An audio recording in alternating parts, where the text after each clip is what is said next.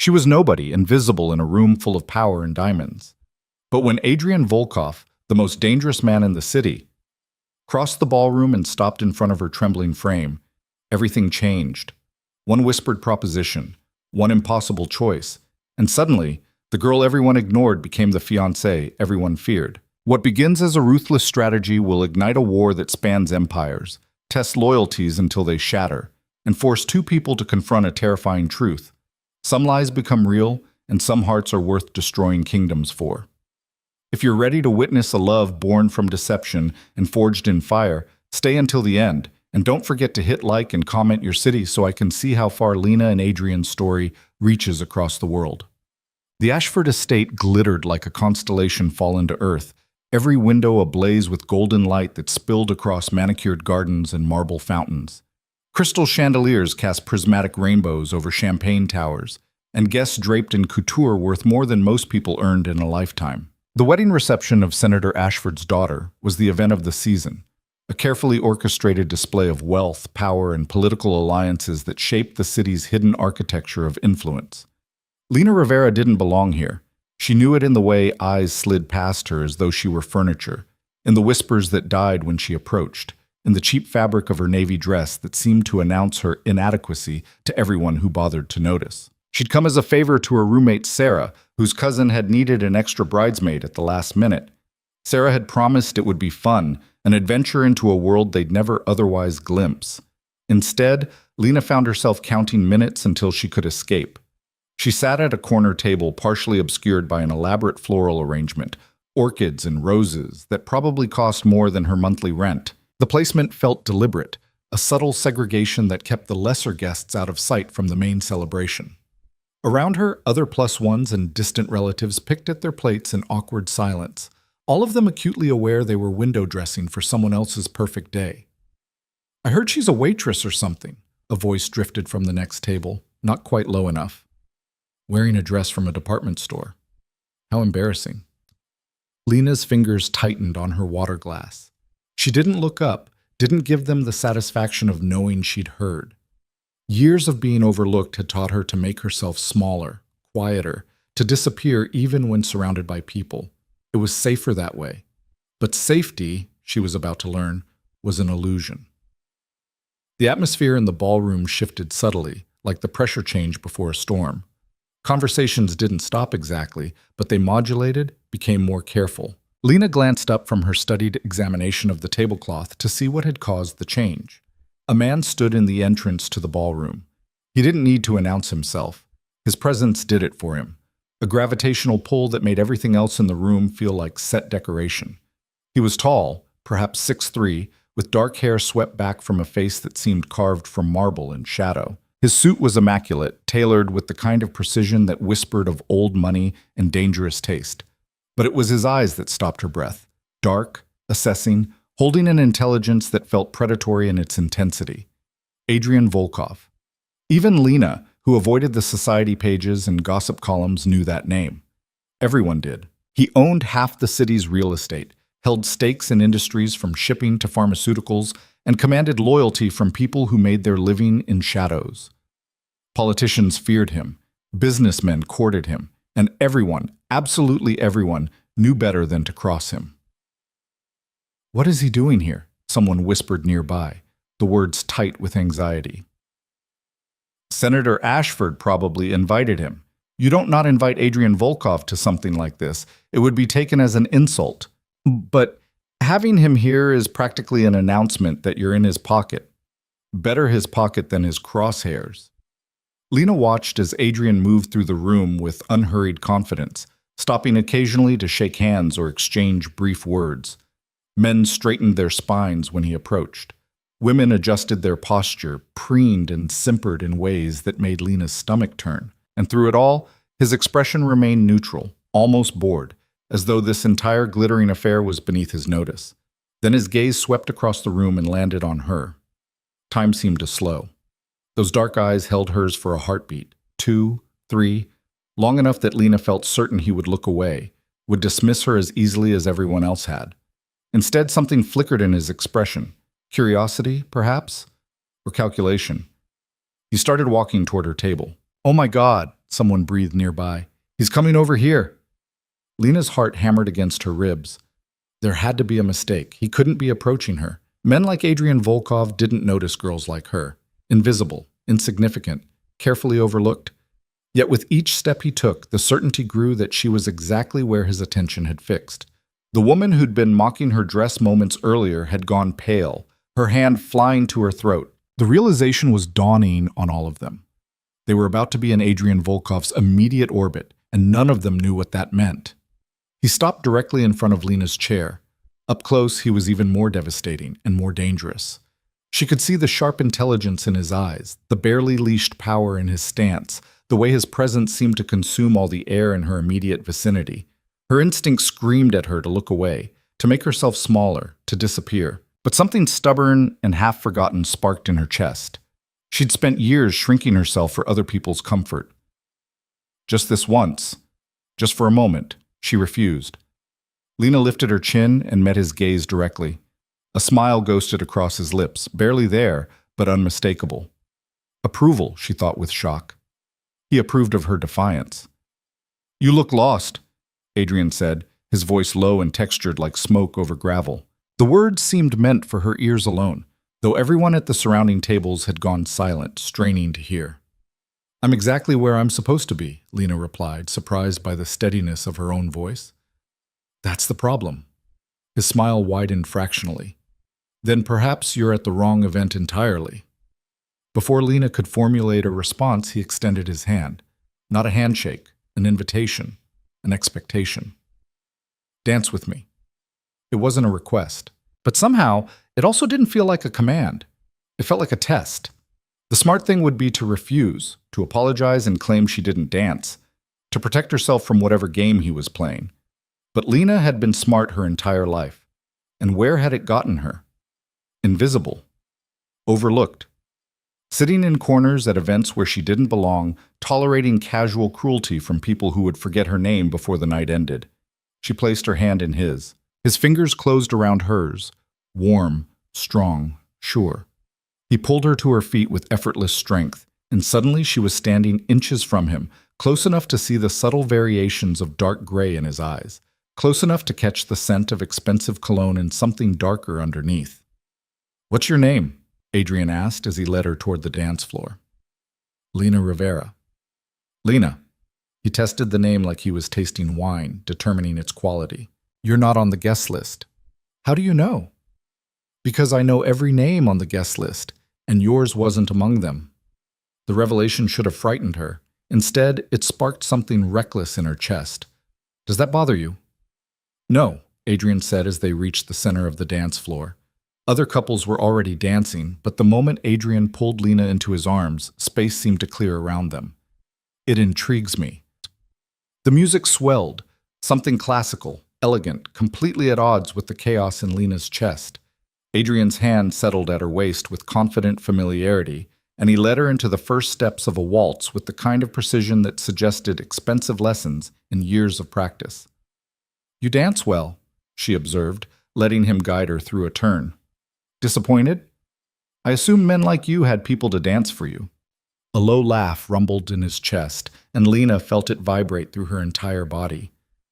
"Men like me?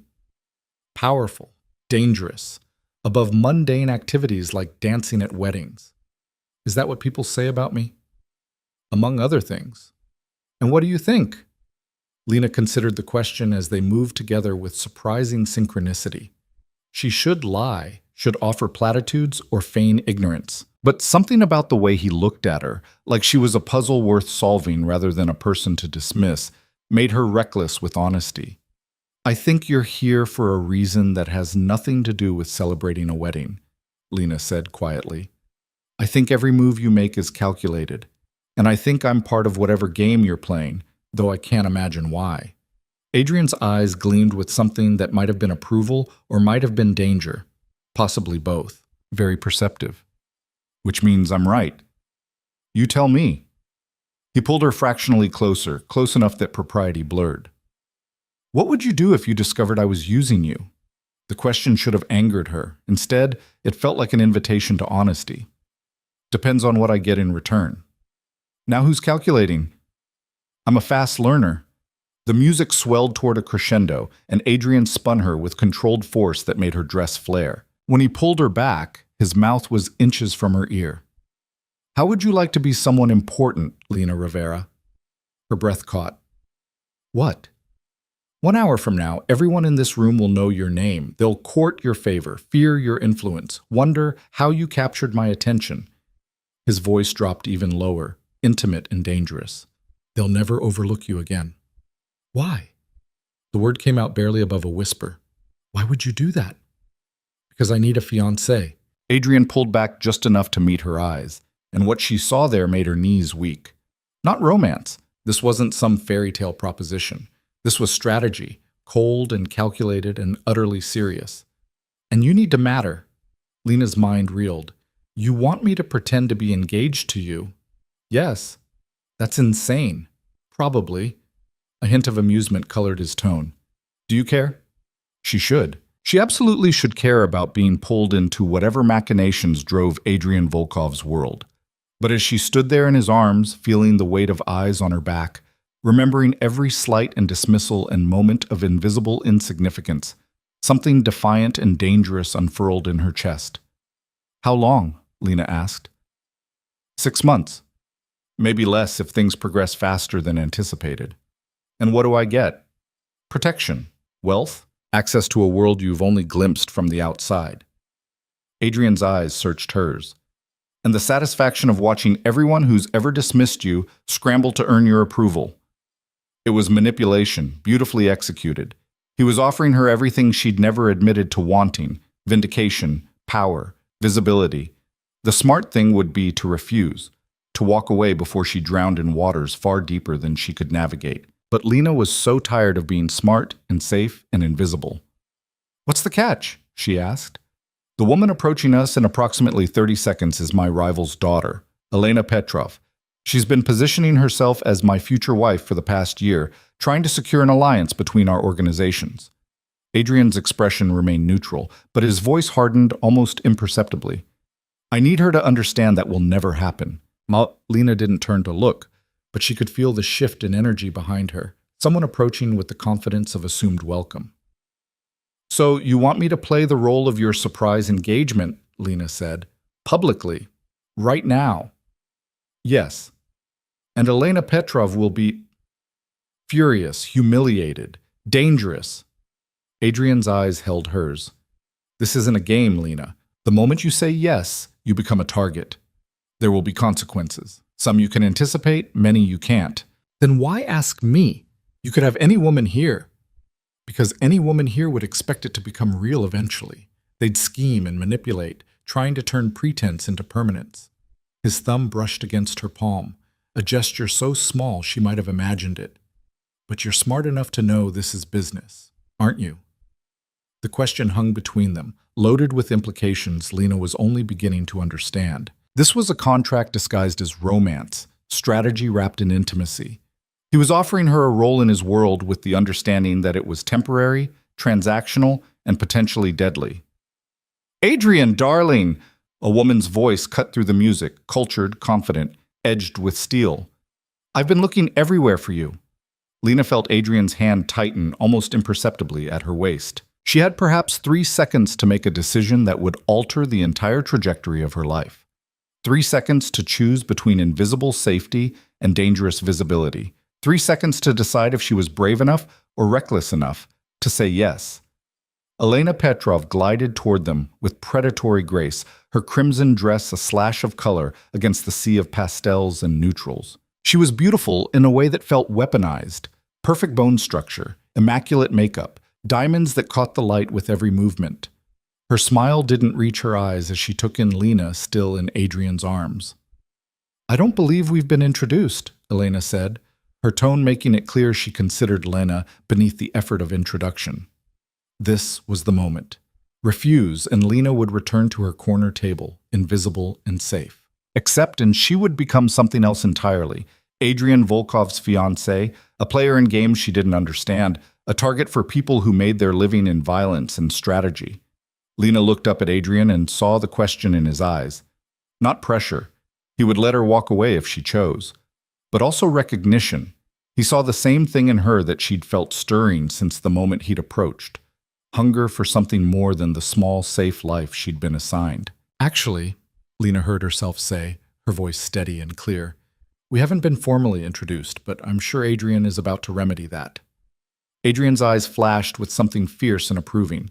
His arm tightened around her waist, pulling her against his side in a gesture of unmistakable possession. "Elena," he said, his voice carrying just enough to ensure nearby guests would overhear, "I'd like you to meet Lena Rivera, my fiancée."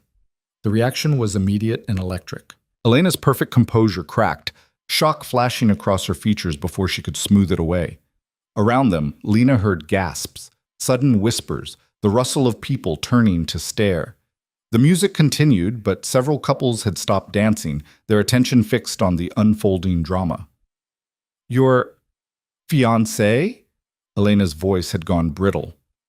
"That's impossible. You weren't engaged 3 days ago."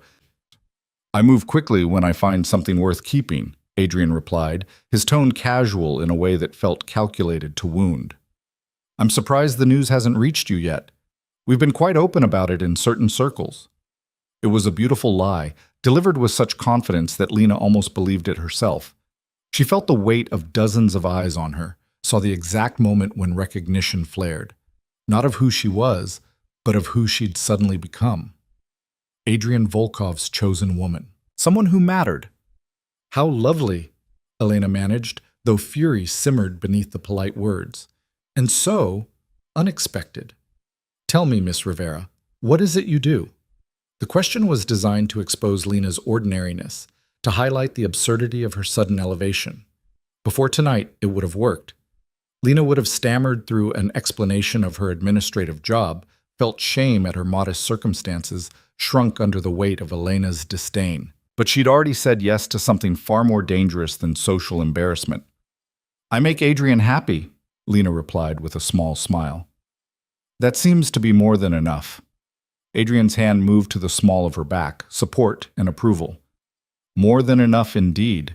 Elena's eyes narrowed, calculation replacing shock. "Well, this is certainly news. I'm sure everyone will be fascinated to learn more about you, Miss Rivera. Your background, your family, how exactly you captured Adrian's notoriously guarded heart." The threat was barely veiled. Elena would dig, would search for ammunition, would find every vulnerability Lena possessed and exploit it ruthlessly. "I look forward to the speculation," Lena said, surprised by her own audacity. "Though I suspect the truth is far less interesting than whatever stories people will invent." "Indeed," Elena's smile turned sharp. "I suppose we'll see. If you'll excuse me, I should inform my father about this development. I'm sure he'll be as surprised as I am." She swept away, crimson dress trailing behind her like a warning flag. The moment she was out of earshot, Lena felt her knees go weak. Adrian's arm tightened, keeping her upright. "Breathe," he murmured against her ear. "You were perfect." "I just made an enemy of someone dangerous, didn't I?" "You did, but you also gained a far more dangerous ally." Adrian turned her so they were facing each other again, though the pretense of dancing had dissolved. "Elena will tell her father within the hour. Viktor Petrov will take this as the declaration of war I intended it to be. From this moment forward, you're under my protection. That means security, resources, and complete loyalty from everyone in my organization." The reality of what she'd agreed to was beginning to settle over Lena like a second skin, heavier than she'd anticipated, but also strangely exhilarating. "What happens now?" "Now," Adrian said, loud enough for nearby guests to hear, "we make sure everyone here knows exactly who you are." He kept his arm around her waist as he guided her through the ballroom, stopping to introduce her to politicians and business magnates, society matrons, and influential journalists. Each introduction was the same: "Lena Rivera, my fiancée." And each time Lena watched faces transform, initial skepticism giving way to calculation as they realized Adrian's choice made her someone worth cultivating. Senator Ashford himself approached, his smile tight with poorly concealed anxiety. "Adrian, I had no idea you were bringing a guest. If I'd known—" "It was a recent development," Adrian said smoothly. "Lena, this is Senator Ashford, our host. Senator Lena Rivera. Charming to meet you, my dear." The senator's handshake was perfunctory, but his eyes assessed her with the keen attention of a man who made his living reading people. "How did you two meet?" Lena opened her mouth, but Adrian spoke first. "Through mutual interests. I was immediately taken with her intelligence and directness, qualities I find far more valuable than the usual social performances." It was another calculated statement, a subtle dig at exactly the kind of political maneuvering the senator built his career on. Ashford's smile stiffened. "Well, congratulations to you both. I'm sure this will be the talk of the evening." "The season, I imagine," Adrian replied. "You know how people love a surprise." As the senator moved away, Lena whispered, "Did you just insult him?" "I reminded him that I don't play by his rules. There's a difference." "Not much of one." Adrian's eyes gleamed. "You're learning." The evening continued in a surreal blur. Lena met more people in 2 hours than she had in the past 2 years, each introduction reinforcing her new identity as Adrian Volkov's chosen partner. The woman who'd mocked her dress earlier appeared at her elbow, suddenly eager to discuss fashion and apologize for the misunderstanding about the seating arrangements. Others who'd looked through her now competed for her attention, their desperation to curry favor both flattering and repulsive. Through it all, Adrian remained at her side, possessive, protective, playing the role of devoted fiancé with such conviction that Lena sometimes forgot it was performance. His hand stayed at her waist or tangled with hers, a constant reminder of the claim he'd staked. When men's gazes lingered too long, his arm would tighten almost imperceptibly. When women's questions became too probing, he would deflect with practiced ease. It was intoxicating and terrifying in equal measure. Around midnight, Sarah finally found her, eyes wide with shock. "Lena, what the hell is going on? People are saying you're engaged to Adrian Volkov." Lena glanced at Adrian, who gave her an almost imperceptible nod. Permission to speak to her friend privately. "Can we step outside?" They made their way to one of the estate's terraces, away from the crush of guests. The night air was cool against Lena's overheated skin, stars barely visible through the ambient light of the city beyond. "Tell me this is some kind of joke," Sarah said the moment they were alone. "Please tell me you're not actually engaged to the most dangerous man in the city." Lena started, then stopped. How could she explain a decision she barely understood herself? "It's complicated." "Complicated?" "Lena, that man owns half the criminal underworld. People disappear for crossing him, and you're just, marrying him now?" "It's not real," Lena said quietly. "It's an arrangement. Business." Sarah's expression shifted from panic to horror. "That's worse. Lena, do you understand what you've gotten yourself into? When you're no longer useful, he needs me for 6 months. Maybe less." Even as she said it, Lena heard the absurdity. "After that, we'll stage a quiet breakup, and I'll walk away." "With what? A target on your back? The enemies you've made tonight won't just forget about you because the engagement ends." Sarah gripped Lena's arms. "Come with me right now. We'll leave through the service entrance. You can disappear before this gets any worse." For a moment, Lena was tempted. Sarah was right. This was insane, dangerous, potentially fatal. Everything rational screamed at her to run. But she thought about the moment Adrian had looked at her across the ballroom, about the defiance that had sparked in her chest when he'd offered her visibility instead of invisibility. She thought about years of being overlooked, dismissed, treated as though her presence or absence made no difference to anyone. "I can't," Lena said softly. "I already said yes." "Then unsay it." "Sarah." "Miss Rivera?" A man appeared at the terrace entrance, tall, built like a weapon, with cold eyes that assessed them both in an instant. "Mr. Volkov requests your presence." Sarah's fingers tightened. "Lana, please." But Lena was already pulling away, already moving toward the man who represented everything she'd agreed to. "I'll call you tomorrow, I promise." "You better," Sarah's voice cracked. "Because if you don't, I'll assume the worst." The man, security, clearly, led Lena back through the ballroom to a quieter corridor lined with the senator's private collection of modern art. Adrian stood before a painting that looked like chaos frozen in motion, his hands in his pockets, his expression unreadable. "Thank you, Marcus," Adrian said without turning around. The security guard melted back into shadows. leaving them alone. Your friend is worried. She has reason to be. Yes? Adrian finally looked at her, and something in his expression had softened fractionally. You can still walk away, Lena. The announcement has been made, which serves my immediate purpose. If you want to disappear tonight, I won't stop you. Lena studied him, trying to read the calculation behind the offer. Would you protect me if I left? No. The honesty was brutal and somehow refreshing. No promises he couldn't keep, no false reassurances. Just the truth. If she walked away now, she'd be on her own. But if I stay, then you're mine to protect until our arrangement ends. Complete security, complete loyalty, complete access to resources most people can't imagine. Adrian stepped closer. And the guarantee that anyone who threatens you answers to me. Why? The question burst out before Lena could stop it. You could have chosen anyone, someone from your world who understands the rules. Why pick me? Adrian was quiet for a long moment, his eyes searching hers with an intensity that made her breath catch. Because when I looked at you tonight, I saw someone who was tired of being invisible, someone with enough defiance to meet my eyes instead of looking away, someone smart enough to understand what I was offering and brave enough or reckless enough to take it. His hand came up to cup her jaw, thumb brushing her cheekbone with surprising gentleness. I needed someone who wouldn't fall in love with the illusion of who I am. And you, Lena Rivera, are far too pragmatic for that particular mistake. The words should have stung. Instead, they felt like recognition.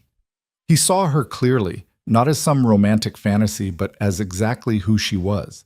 And somehow that mattered more than any pretty lie. So what happens now? Lena asked, her voice steadier than she felt. Adrian's hand dropped back to his side.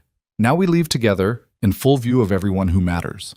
Tomorrow, we'll deal with logistics, moving you into my penthouse, establishing your cover story, introducing you to my people. But tonight, we make sure the image is perfect. And Elena Petrov? Elena will make her move soon, probably tomorrow once her father has time to strategize. Adrian's expression hardened. She'll try to discredit you, find leverage, prove that our engagement is a sham. Your job is to be exactly who you claim to be tonight, my fiancé, confident and untouchable. I don't know how to be untouchable. You'll learn. He offered his arm. Ready to make an exit that ensures you're the only thing people talk about tomorrow? Lena slipped her hand into the crook of his elbow, feeling the solid strength of him beneath the expensive fabric of his suit. As ready as I'll ever be. They walked back into the ballroom together, and Lena felt the shift immediately. Every eye tracking their movement, every conversation pausing as they passed. Adrian led her to the center of the room where the bride and groom were cutting their cake, the perfect moment of celebration that would now be overshadowed by what came next. Ladies and gentlemen, Adrian said, his voice carrying easily across the space without shouting. The room fell silent. Thank you to Senator and Mrs. Ashford for hosting such a beautiful celebration. It seems fitting that on an evening dedicated to love and new beginnings, I should share some news of my own. Lena felt her heart hammering so hard she was certain everyone could hear it. Adrian's arm slipped around her waist, pulling her against his side. I've asked Lena Rivera to marry me, Adrian continued, looking down at her with an expression that would have convinced Lena herself if she didn't know better. And she's made me the happiest man alive by saying yes. The applause was thunderous, genuine joy from some, calculated enthusiasm from others who understood the political implications. Lena caught glimpses of faces in the crowd, Elena's mask of fury, Sarah's worried eyes, the senator's forced smile, dozens of strangers who would wake up tomorrow knowing her name. Adrian leaned down as though to kiss her cheek, but his lips brushed her ear instead. Smile like you mean it. This is what you wanted. And despite everything, the danger, the deception, the absolute insanity of what she'd agreed to, Lena found herself smiling genuinely, because he was right. This was what she'd wanted, to matter, to be seen, to step out of invisible safety into dangerous visibility. The applause continued as Adrian guided her toward the exit, bodyguards materializing from shadows to form a protective corridor. Lena caught one last glimpse of the ballroom, the glittering chandeliers, the shocked faces, the world she'd been on the periphery of for so long. Then they were through the doors, down marble steps, and sliding into the back of a black SUV with windows tinted to opacity. The door closed with a solid thunk, sealing them into leather-scented dimness. The driver pulled away from the estate smoothly, leaving behind the event that had transformed Lena's entire existence in the span of a few hours. She stared out the window at the passing lights of the city, trying to process everything that had happened. "Second thoughts?" Adrian asked from beside her. "Several thousand." Lena turned to look at him. In the dim light filtering through the tinted windows, his features were all angles and shadows. "But it's too late for those, isn't it?" "Yes. No false comfort, just honesty. The moment you said yes, you became part of my world. There's no unmarking that. What happens to me when this ends? When we stage our breakup and I'm no longer useful to you?" Adrian was quiet for a moment. "That depends on how well you play your role. If you're convincing enough, smart enough, discreet enough, then when we separate, you'll do so with enough money to disappear anywhere you choose. New identity if you want it, resources to start over, connections that owe me favors. And if I'm not convincing enough, then my enemies will have already killed you, so the question becomes moot." The bluntness should have terrified her. Instead, Lena felt a strange calm settling over her shoulders. At least with Adrian, she knew exactly where she stood. No pretty lies about safety or certainty. Just the brutal truth that she'd traded invisible safety for dangerous visibility, and now she had to be smart enough to survive it. "Where are we going?" Lena asked. "My penthouse. Your things will be collected from your apartment tomorrow." "Just like that? I don't get a say?" "Do you want to return to your apartment tonight, unguarded, now that Elena and her father know exactly who you are?" Lena thought about her tiny studio with its cheap lock and street-level windows. "No? Then you're coming home with me." Adrian's phone buzzed, and he glanced at the screen. Viktor Petrov just requested a meeting, tomorrow at noon. That was fast. He's furious. Elena was his best play for an alliance with my organization. By choosing you instead, I've humiliated his daughter and rejected his overtures publicly. Adrian typed a quick response. He'll try to end this engagement any way he can. Should I be afraid of him? Yes. But you should be more afraid of disappointing me. The threat was delivered casually, but Lena felt its weight. She'd chosen to step into Adrian's world, which meant living by his rules and meeting his expectations. Failure wasn't just personal, it was potentially fatal. The SUV pulled up to a gleaming high-rise in the city's most expensive district. Adrian's building, she assumed. The lobby they entered was all marble and gold, minimalist luxury that whispered rather than shouted its wealth. A private elevator carried them to the top floor in smooth silence. Adrian's penthouse was stunning. Floor-to-ceiling windows overlooking the city, modern furniture in blacks and grays, art that Lena suspected was worth more than she'd earn in a lifetime. It should have felt cold, but instead it felt powerful, like its owner. "Guest room is down that hall," Adrian said, shrugging out of his jacket. "You'll find clothes in the closet, toiletries in the bathroom. My people work quickly." Lena blinked. "You already had clothes brought here?" "I make decisions rapidly when necessary. Waiting would have been inefficient." He loosened his tie. "We have a meeting with my publicity team at 8 tomorrow morning. They'll brief you on your cover story, the narrative we're building, what to say if approached by press." "Press?" Lena repeated faintly. "Right. Because my fake engagement to a crime boss would absolutely make the news." "Business magnate," Adrian corrected with a slight smile. "No one has ever successfully proven the crime boss allegations. Is that supposed to be reassuring?" "No, it's supposed to be accurate." He moved toward what she assumed was the master bedroom, then paused. "Lena?" "Yes?" "You did well tonight. Better than I anticipated." Something that might have been approval flickered across his face. "Get some rest. Tomorrow will be considerably harder."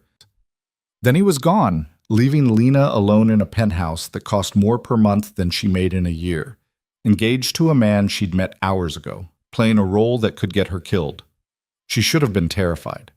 Instead, as she made her way to the guest room and found a closet full of designer clothes in exactly her size, Lena felt something unexpected bloom in her chest. Power. For the first time in her life, she mattered. People knew her name, feared her connection, wanted her favor. And if the price of that power was dancing with danger and lying to the world, well, Lena had spent years being invisible and safe. It was time to discover what visible and dangerous felt like. Lena woke to sunlight streaming through floor-to-ceiling windows and the disorienting realization that she wasn't in her cramped studio apartment. The guest room was 3 times the size of her entire living space, decorated in soft grays and creams that probably had pretentious names like Morning Mist and Champagne Silk. For a moment, she lay still, half convinced the previous night had been some fever dream brought on by bad champagne and social anxiety. Then she saw the ring. It sat on the nightstand in a black velvet box, the diamond catching morning light and throwing rainbow fractals across the ceiling. Lena reached for it with trembling fingers, lifting the ring from its cushion. The stone was obscene, easily 3 carats, flawless, set in platinum with smaller diamonds circling the band. The kind of ring that declared ownership and wealth in equal measure. A note lay beneath the box in sharp, masculine handwriting. Wear it. The story is that I proposed 3 weeks ago. You said yes immediately. We've been keeping it quiet until the right moment to announce. 8 a.m. meeting, don't be late. A. Lena slipped the ring onto her finger. It fit perfectly, of course. Adrian struck her as the type of man who ensured every detail aligned with his vision. The weight of it felt foreign, almost aggressive, a constant reminder of the role she'd agreed to play. She found the bathroom stocked with luxury toiletries that probably cost more than her monthly grocery budget. The shower had 6 different settings and water pressure that felt like a massage. By the time Lena emerged, wrapped in a towel that was somehow both impossibly soft and impossibly heavy, she'd almost convinced herself she could do this. Play the part. Survive 6 months in Adrian's world. Walk away with enough money to start over somewhere far from this glittering, dangerous city. The closet held an entire wardrobe in her size. Dresses, slacks, blouses, shoes that made her own modest collection look like dollar store rejects. She chose a tailored navy suit that felt like armor, paired with heels that added 3 inches to her height. When she checked the mirror, a stranger looked back, polished, confident, expensive. Someone who could stand beside Adrian Volkov and not look like an imposter. Almost. Lena found Adrian in the kitchen, already dressed in a charcoal suit, drinking espresso while scanning his phone.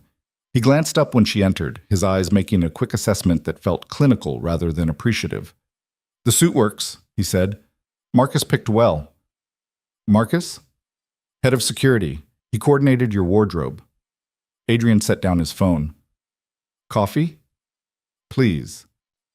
He poured her a cup from an elaborate machine that probably cost more than her car, then slid it across the marble counter. The coffee was perfect, rich, smooth, exactly the right temperature. Of course it was. "Nervous?"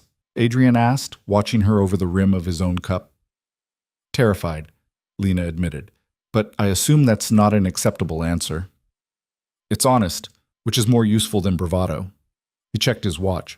"The publicity team arrives in 20 minutes. Their job is to create a narrative that explains our relationship in a way that satisfies curiosity without inviting too much scrutiny.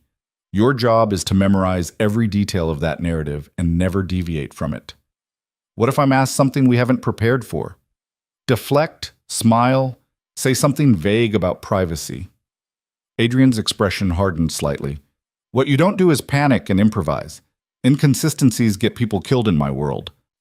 The casual way he mentioned death made Lena's stomach clench, but she forced herself to nod. "Understood." "Good." He moved around the counter, reaching for her left hand. His thumb brushed over the engagement ring with something that might have been satisfaction. "This stays on at all times. You're mine now, as far as the world is concerned. That means certain behaviors are expected." "Such as?" "Affection in public. Not excessive, but enough to be convincing. You'll need to learn to tolerate my touch without flinching."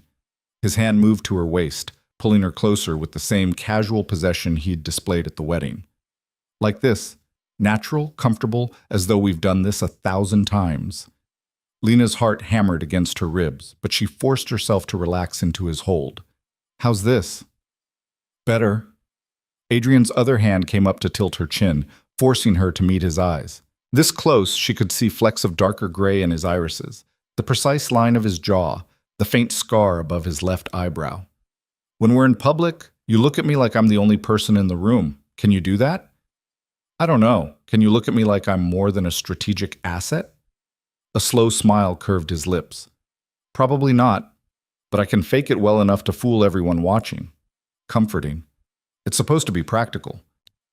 He released her, stepping back with the same calculated precision he brought to everything. The team will be here soon. Try to eat something? You'll need the energy. The publicity team consisted of 3 people who entered Adrian's penthouse like they owned it. A severe woman named Victoria, who seemed to be in charge, a younger man named James, who took notes on everything, and a woman named Sophia, who immediately started photographing Lena from various angles. Stop, Sophia said after the 5th photo. Smile less. You're supposed to be in love, not selling toothpaste. I am smiling less, Lena protested. Then smile differently, softer, like you know a secret. Sophia adjusted her camera. Think about something that makes you genuinely happy. Lena tried to think of something, but her mind kept circling back to the surreal absurdity of her situation. She was standing in a penthouse worth millions, wearing clothes she couldn't afford, pretending to be engaged to a man who'd picked her out of a crowd like selecting produce at a market. Better, Sophia said, snapping several more photos. That's the one. Little bit mysterious, little bit amused, perfect.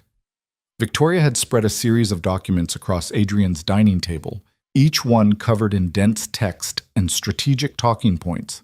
Lena, sit. We have work to do. The next 2 hours were a masterclass in creating a convincing lie. Victoria walked Lena through every aspect of her new identity.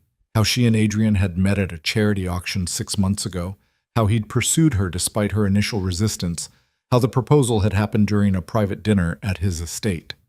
Every detail was crafted to explain their relationship while revealing as little actual information as possible. You work in arts administration, Victoria said, sliding a fabricated resume across the table. Specifically, you coordinate private collections for high net worth individuals. It explains why you move in adjacent circles to Adrian without being part of his immediate world. It also gives you a reason to be knowledgeable about art, culture, and discretion. Lena scanned the resume, which listed jobs she'd never held and qualifications she didn't possess. What if someone asks me about specific pieces or artists? You defer to your client's privacy, James interjected, still typing on his laptop. Say you're contractually obligated not to discuss their collections. It's bulletproof. And if they press? Then you smile and change the subject, Victoria said flatly. You're not on trial, Lena. You're Adrian Volkov's fiancée. That status alone should discourage most aggressive questioning. And when it doesn't? Adrian, who'd been silent throughout the briefing, spoke from where he leaned against the kitchen counter. Then I intervene. You're not expected to handle hostile interrogation on your own. But I should be able to handle normal conversation without falling apart, Lena finished. Exactly. Sophia returned from wherever she'd disappeared to, tablet in hand. Social media accounts are ready. We've backdated posts to support the 6-month timeline. A few carefully curated photos, some vague captions about new beginnings. Nothing too obvious. She turned the tablet to show Lena a version of herself that had apparently existed for months, dining at expensive restaurants, attending gallery openings, living a life of quiet sophistication. The photos were skillfully edited composites, Lena's face grafted onto scenes she'd never witnessed. This is insane, Lena breathed. This is necessary, Victoria corrected. By tomorrow morning, journalists will be combing through every aspect of your life. We're giving them a story that satisfies their curiosity without providing ammunition. You're cultured, but private, successful, but not flashy, exactly the kind of woman Adrian Volkov would choose. And what about my real life? My actual job, my friends, my apartment? Your apartment lease has been terminated. Belongings are being moved to storage, James said without looking up from his laptop. Your employer has been informed you're taking an extended leave for personal reasons. As for friends, you'll need to be selective about contact. Anyone in your life becomes a potential liability.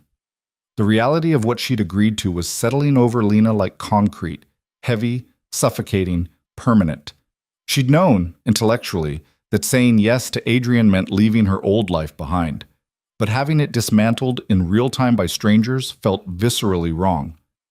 Sarah, Lena said, my roommate, she knows this isn't real. Victoria's expression hardened.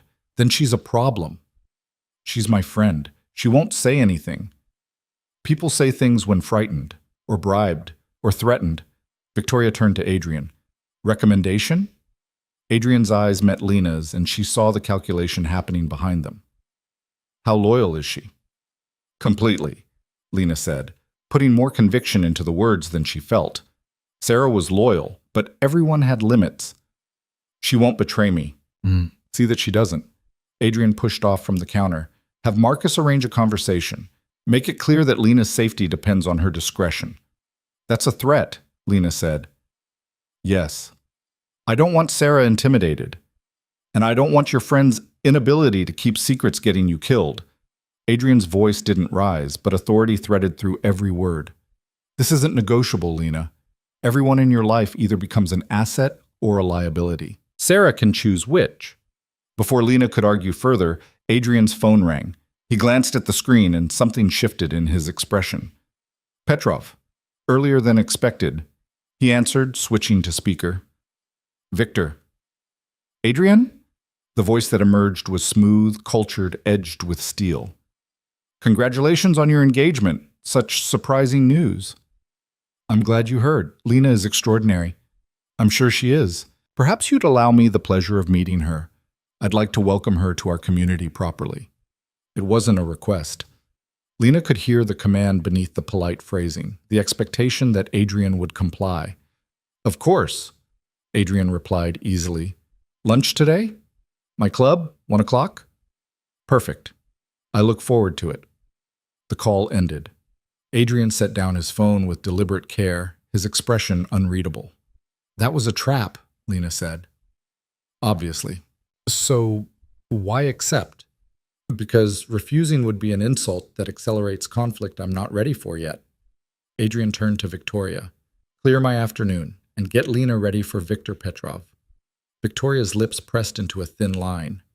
He'll try to break her. I know. She's not ready. Then make her ready. You have 4 hours. The publicity team departed with the same efficiency they'd arrived, leaving Lena alone with Adrian and a growing sense of dread. Victor Petrov was the man whose daughter she'd publicly humiliated, the man who'd been planning to ally his organization with Adrian's through marriage, the man who now saw Lena as an obstacle to be removed. Tell me about him, Lena said. Adrian moved to the windows, looking out over the city with the air of a king surveying his territory. Victor Petrov runs the largest smuggling operation on the East Coast. Weapons, art, occasionally people when the price is right. He's intelligent, ruthless, and deeply offended by last night's announcement. Because I'm not good enough for you? Because you're not Elena, and therefore not useful to his ambitions. Adrian turned to face her. He'll try to determine if our engagement is real. If he suspects it's strategic, he'll find ways to exploit that weakness. Your job is to convince him you're genuinely in love with me. How am I supposed to do that? The same way you convinced everyone at the wedding. Be confident. Don't apologize for your presence. And remember that in Victor's world, weakness is an invitation to attack. Lena's hands trembled slightly, and she clenched them into fists. What if I can't do this? Adrian crossed the space between them in 3 strides, his hands gripping her shoulders with enough force to ground her. Then we're both in trouble. Victor doesn't make idle threats, and he doesn't leave loose ends. If he decides you're a vulnerability rather than a legitimate part of my life, he'll arrange for you to disappear. Disappear, Lena repeated faintly. Permanently. His grip tightened. So you need to be perfect, Lena. Perfectly in love, perfectly confident, perfectly convinced that you belong at my side. Can you do that? She wanted to say no, wanted to run back to her safe, invisible life, where the worst thing that happened was being mocked for her dress. But that life was gone, dismantled by her own choice. There was only forward now, into danger she barely understood.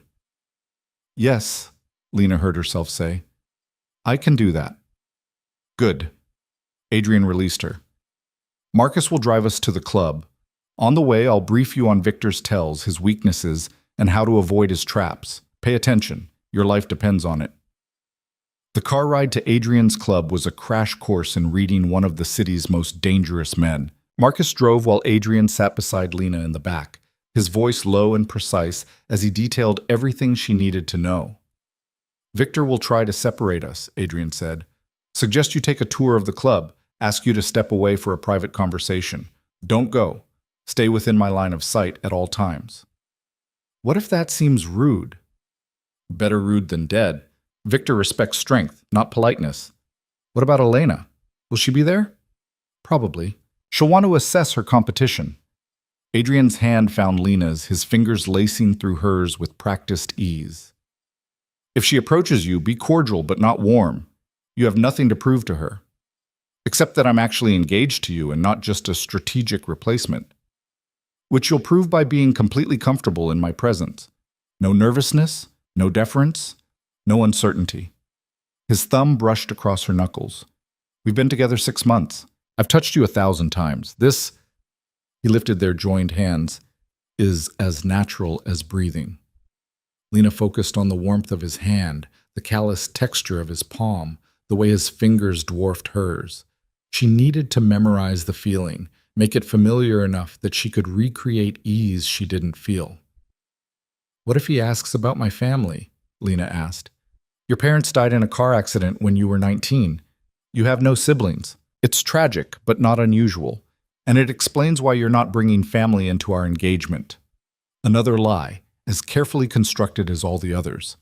Lena's actual parents were alive and well in Oregon, happily unaware that their daughter had fake engaged herself to a crime boss. Eventually, she'd have to tell them something, but that was a problem for future Lena. The club occupied the top 3 floors of a building in the financial district, accessible only through a private elevator that required both a key card and biometric scan. The interior was all dark wood and leather, old money and older secrets. Men in expensive suits conducted quiet conversations over single malt scotch, each one radiating the kind of power that came from controlling things most people never saw. Mr. Volkov, the maitre d' greeted them with the deference reserved for royalty. Mr. Petrov is waiting in the Bordeaux room. Adrian's hand settled at the small of Lena's back, guiding her through the club with the easy authority of someone who owned every space he entered. Heads turned as they passed, recognition and calculation flashing across faces. Word of their engagement had clearly spread through the right channels. The Bordeaux room was a private dining space with windows overlooking the city and a single table set for 4. Victor Petrov stood as they entered, and Lena's first thought was that he looked like someone's favorite uncle. Silver hair, warm smile, expensive but understated suit. Then she met his eyes and saw the predator beneath the affable exterior. Adrian, Victor said warmly, extending his hand. And this must be the famous Lena Rivera. Lena, Victor Petrov, Adrian said smoothly. One of the city's most respected businessmen and a longtime colleague. The word colleague carried layers of meaning that Lena was only beginning to understand. She offered her hand and Victor took it with both of his grip firm and assessing. Enchanted, Victor said. My daughter speaks very highly of your memorable introduction. Elena was gracious, Lena replied, keeping her voice steady. I hope we'll have the opportunity to know each other better. Oh, I'm certain you will. Victor released her hand, but not her gaze. Please sit. I took the liberty of ordering champagne. We should celebrate your engagement properly. The 4th chair remained conspicuously empty until, moments later, Elena Petrov entered the room. She looked stunning in an emerald dress that probably cost more than Lena's fabricated monthly salary, her expression carefully neutral as she took in the scene. Darling, Victor said, you remember Adrian and his fiancée. Of course. Elena's smile was sharp enough to draw blood. Lena, what a lovely ring. Thank you, Lena said, resisting the urge to hide her left hand. Adrian has excellent taste. Indeed he does. Elena's eyes flicked to her father, some silent communication passing between them. Though I admit the engagement came as quite a surprise. Adrian has always been so particular about his private life. Lena is worth making exceptions for, Adrian said, his arm sliding around Lena's shoulders with possessive ease. Some things are too valuable to keep hidden. The champagne arrived, poured by a server who disappeared as quickly as he'd come. Victor raised his glass with that same warm smile that didn't reach his eyes. To new beginnings, he said, and unexpected alliances. They drank, the champagne bitter on Lena's tongue. She could feel the weight of assessment from both Petrovs, could practically see them cataloging every detail of her appearance and behavior, searching for cracks in the facade. "So, Lena," Victor began as appetizers were served, "Adrian tells me you work in arts administration. Fascinating field." "I enjoy it," Lena replied carefully. "Helping collectors curate meaningful acquisitions is rewarding work." "I'm sure it is. Do you have a specialty? Impressionism? Modern works?" This was the first test. Victoria had briefed her on how to deflect without seeming evasive. "I prefer not to discuss my clients' interests publicly. Discretion is essential in my field." Of course, of course." Victor's smile widened. "Though I imagine working with Adrian's collection must be particularly interesting. He has such eclectic tastes." Adrian's hand tightened fractionally on Lena's shoulder. A warning. She was being led into a trap. If she claimed knowledge of Adrian's collection, Victor could verify and find inconsistencies. If she denied involvement, it would seem strange for a fiancé in the arts field. "Adrian keeps his personal collection separate from my professional work," Lena said smoothly. "We try not to mix business with pleasure." "How disciplined," Elena interjected, her tone suggesting anything but admiration. "Most couples I know love collaborating on shared interests." "Lena and I have other ways of collaborating," Adrian said, his voice carrying just enough suggestion to make the implication clear. His fingers traced a light pattern on Lena's shoulder, intimate and possessive. "Art is her passion. I prefer not to dilute it with my amateur opinions." It was a deflection wrapped in affection, exactly the kind of response a genuine couple would give. Lena leaned slightly into Adrian's touch, selling the comfort and familiarity Victoria had insisted they portray. Victor watched this exchange with unreadable eyes. "How long did you say you'd been together?" 6 months, Lena replied, "though it feels longer, in the best way." "And the proposal?" 3 weeks ago, Adrian supplied. "Private dinner at my estate. I'd been planning it for months."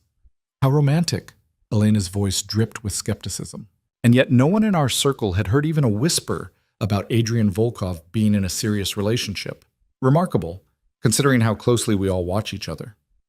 "Maybe you weren't watching closely enough," Lena said before she could stop herself. The room went silent. Elena's eyes flashed with something dangerous, and Victor's expression sharpened with interest. Adrian's hand on her shoulder conveyed approval, even as Lena's heart hammered with the realization that she'd just challenged Elena Petrov in front of her father. Then Victor laughed, a genuine sound that somehow made him more frightening. "Spirit, I like that.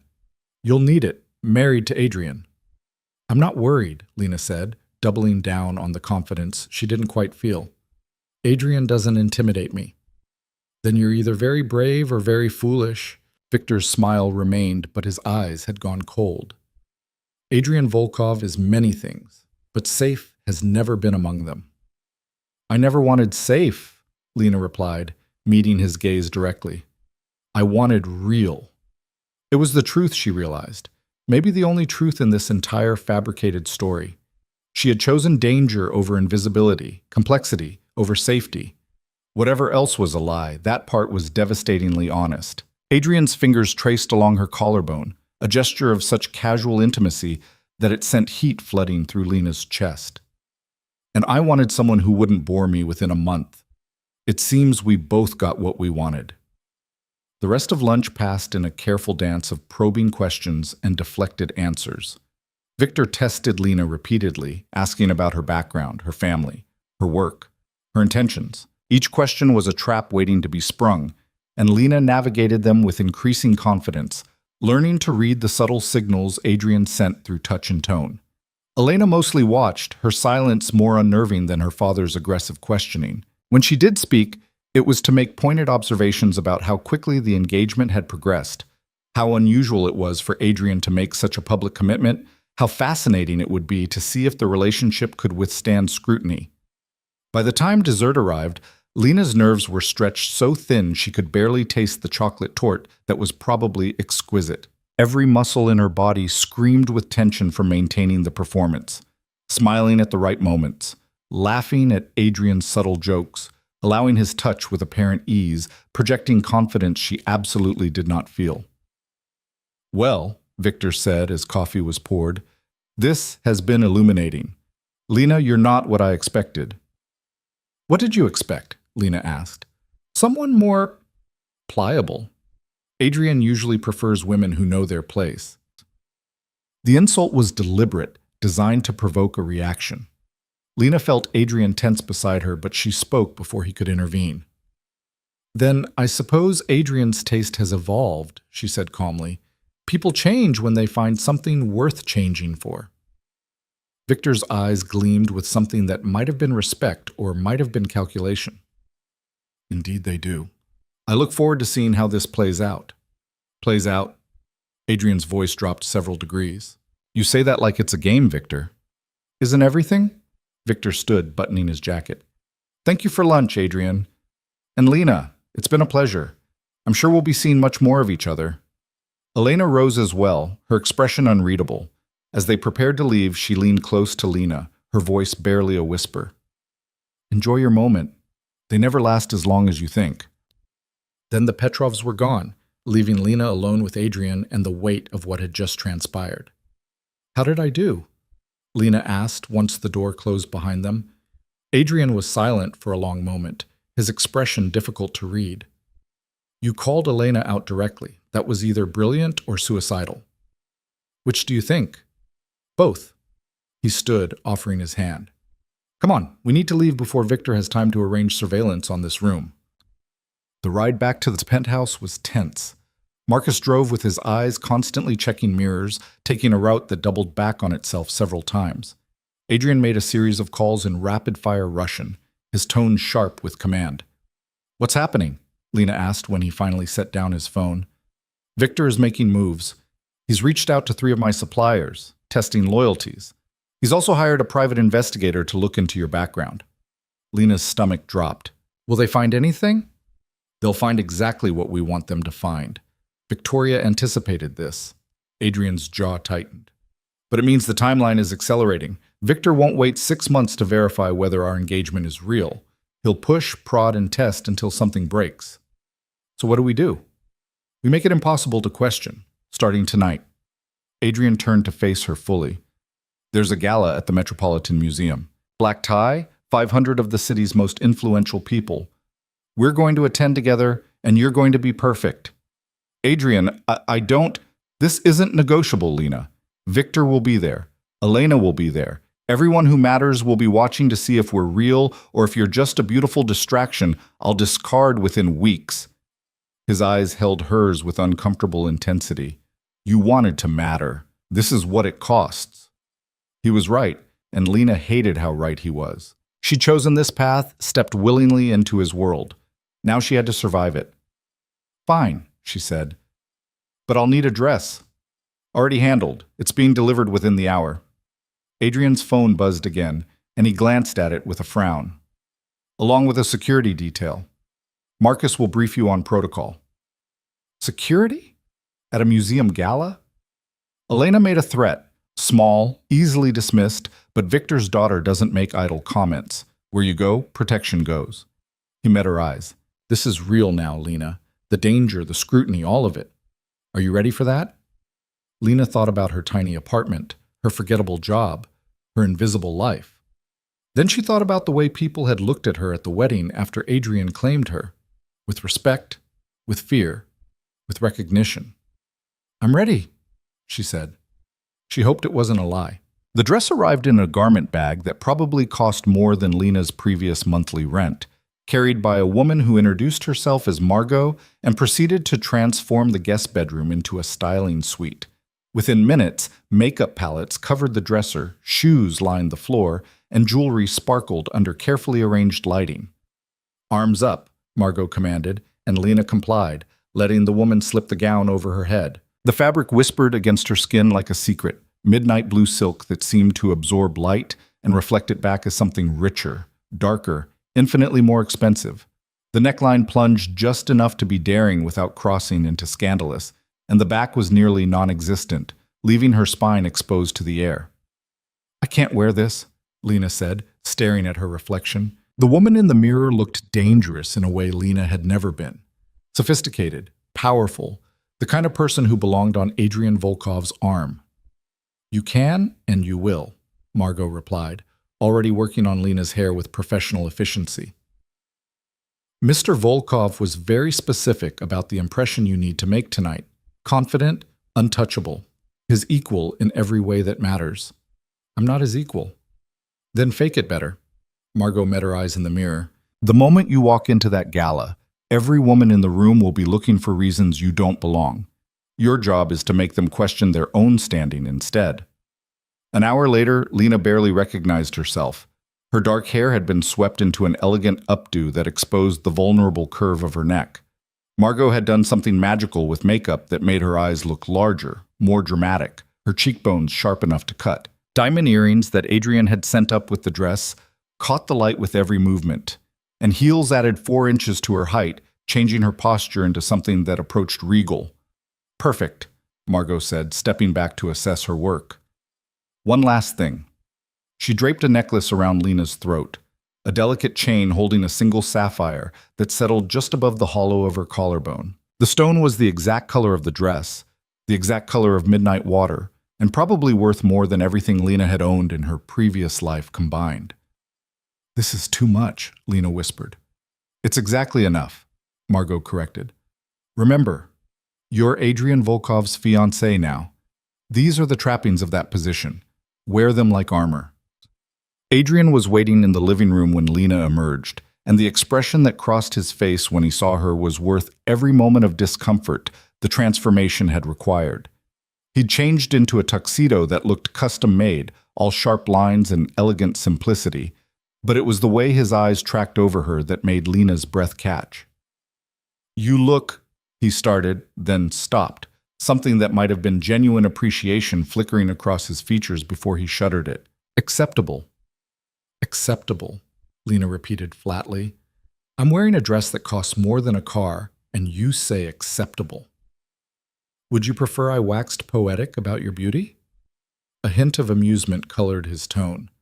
"We both know this is strategic, Lena, but for what it's worth, you'll make every other woman at the gala look underdressed."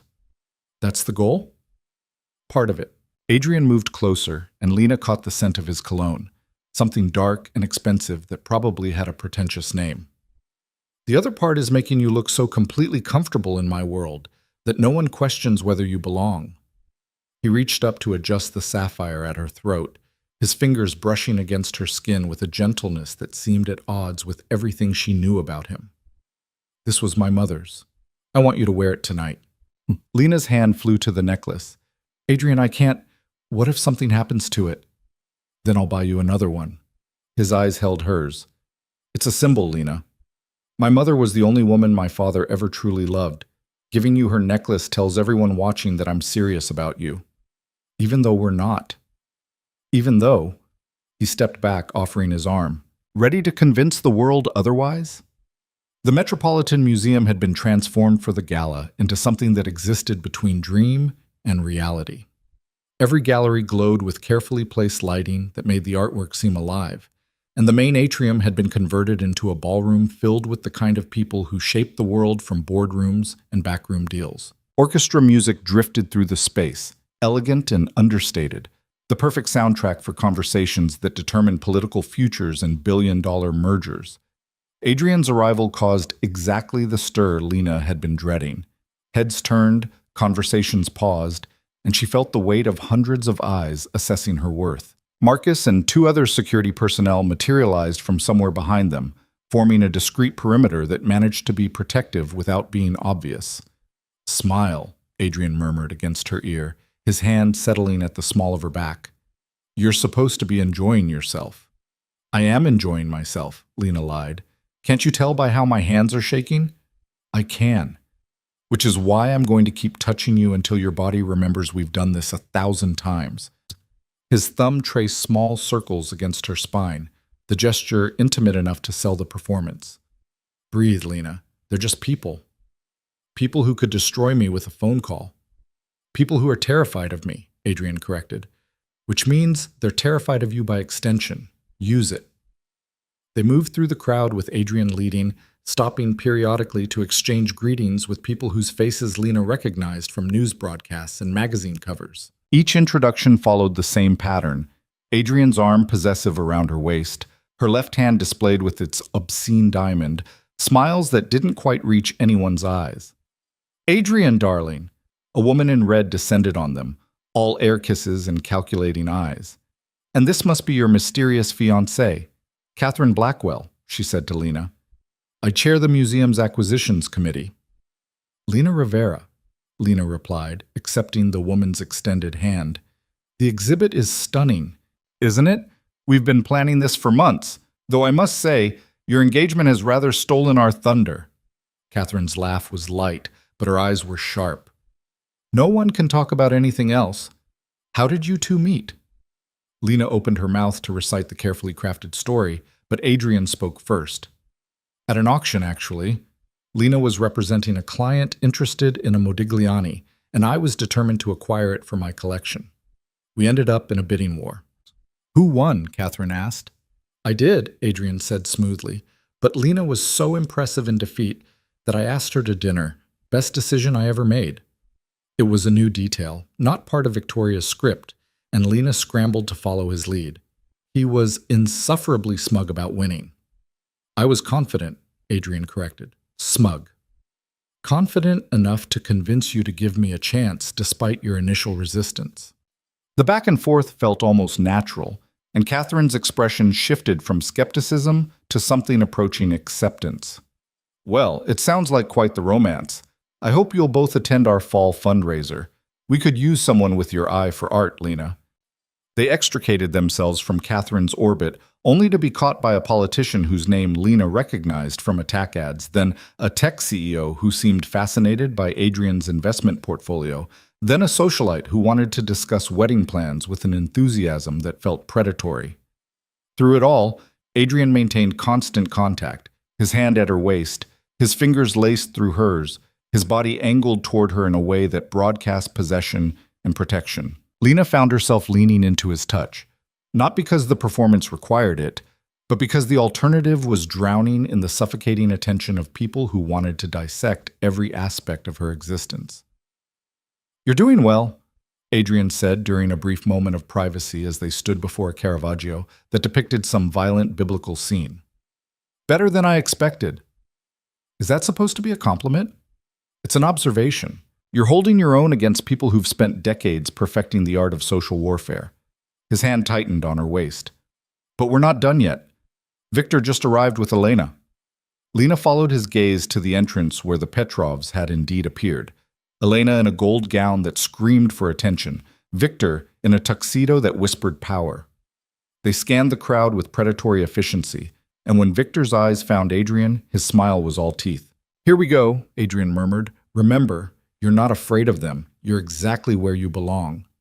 The Petrovs made their way across the ballroom with the confidence of people accustomed to others moving out of their path. Victor's smile never wavered, but his eyes cataloged every detail of Lena's appearance with uncomfortable intensity. "Adrian, Lena," Victor greeted them warmly. "What a pleasure to see you both again so soon. That dress is exquisite, my dear." "Italian?" "French," Lena replied, though she had no idea. "A gift from Adrian." "How generous. Elena, doesn't Lena look lovely?" Elena's smile could have frozen fire. "Absolutely radiant, though I'm surprised to see you wearing the Volkov sapphire. That's quite a significant piece." "It belonged to Adrian's mother," Lena said, her hand moving unconsciously to the stone at her throat. "He thought I should wear it tonight." The implication hung in the air. This wasn't just any jewelry, but a family heirloom, the kind of thing given to a woman who mattered. Elena's eyes flashed with something ugly before she smoothed her expression back to neutral. "How sentimental," Elena said. "Adrian, I didn't realize you were the sentimental type." "I'm full of surprises," Adrian replied, "as I'm sure you've discovered." "Indeed." Victor's attention shifted to someone across the room. "If you'll excuse us, there's the senator. Elena, come." But Elena lingered, her eyes fixed on Lena with calculation that made the hair on the back of Lena's neck stand up. "Would you mind if I borrowed your fiancé for a moment, Adrian? Girl talk." I mind very much, Adrian said flatly. Oh, come now. Surely you trust me not to corrupt her in the middle of a gala. Elena's smile widened. Or is she too fragile to handle a simple conversation? It was a trap, and they both knew it. If Adrian refused, it would suggest Lena needed his protection for even basic social interaction. If he agreed, Elena would have the opportunity to probe for weaknesses without Adrian present to deflect. Lena made the decision before Adrian could respond. I'd love to chat, she said, surprising herself with the steadiness of her voice. There's a Renoir in the next gallery I've been wanting to see. Adrian's jaw tightened almost imperceptibly, but he released his hold on her waist. 10 minutes. Of course, Elena purred. I just want to get to know the woman who captured the city's most eligible bachelor. They walked together toward the Impressionist gallery, Elena's heels clicking against marble with military precision. Marcus followed at a discreet distance, close enough to intervene but far enough to maintain the illusion of privacy. The Renoir Elena had mentioned depicted a garden party, all dappled sunlight and beautiful people pretending their lives were perfect. Lovely, isn't it? Elena said, studying the painting, all that beauty hiding the rot underneath. Renoir knew how to make decay look appealing. Is there a point to this? Lena asked. Direct. I appreciate that.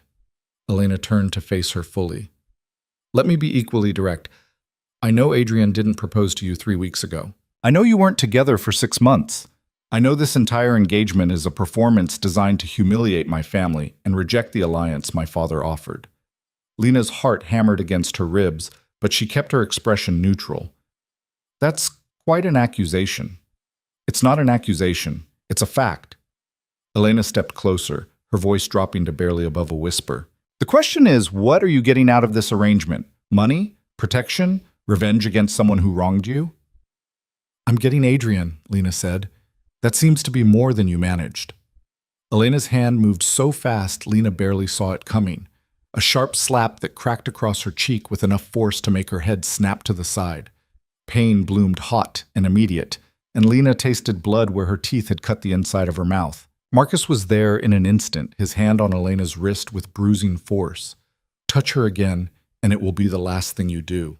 How dramatic, Elena said, though she'd gone pale. I barely touched her.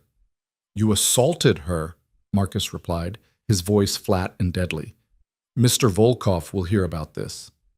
I'm sure he will, along with the entire room who just watched her stumble into that column.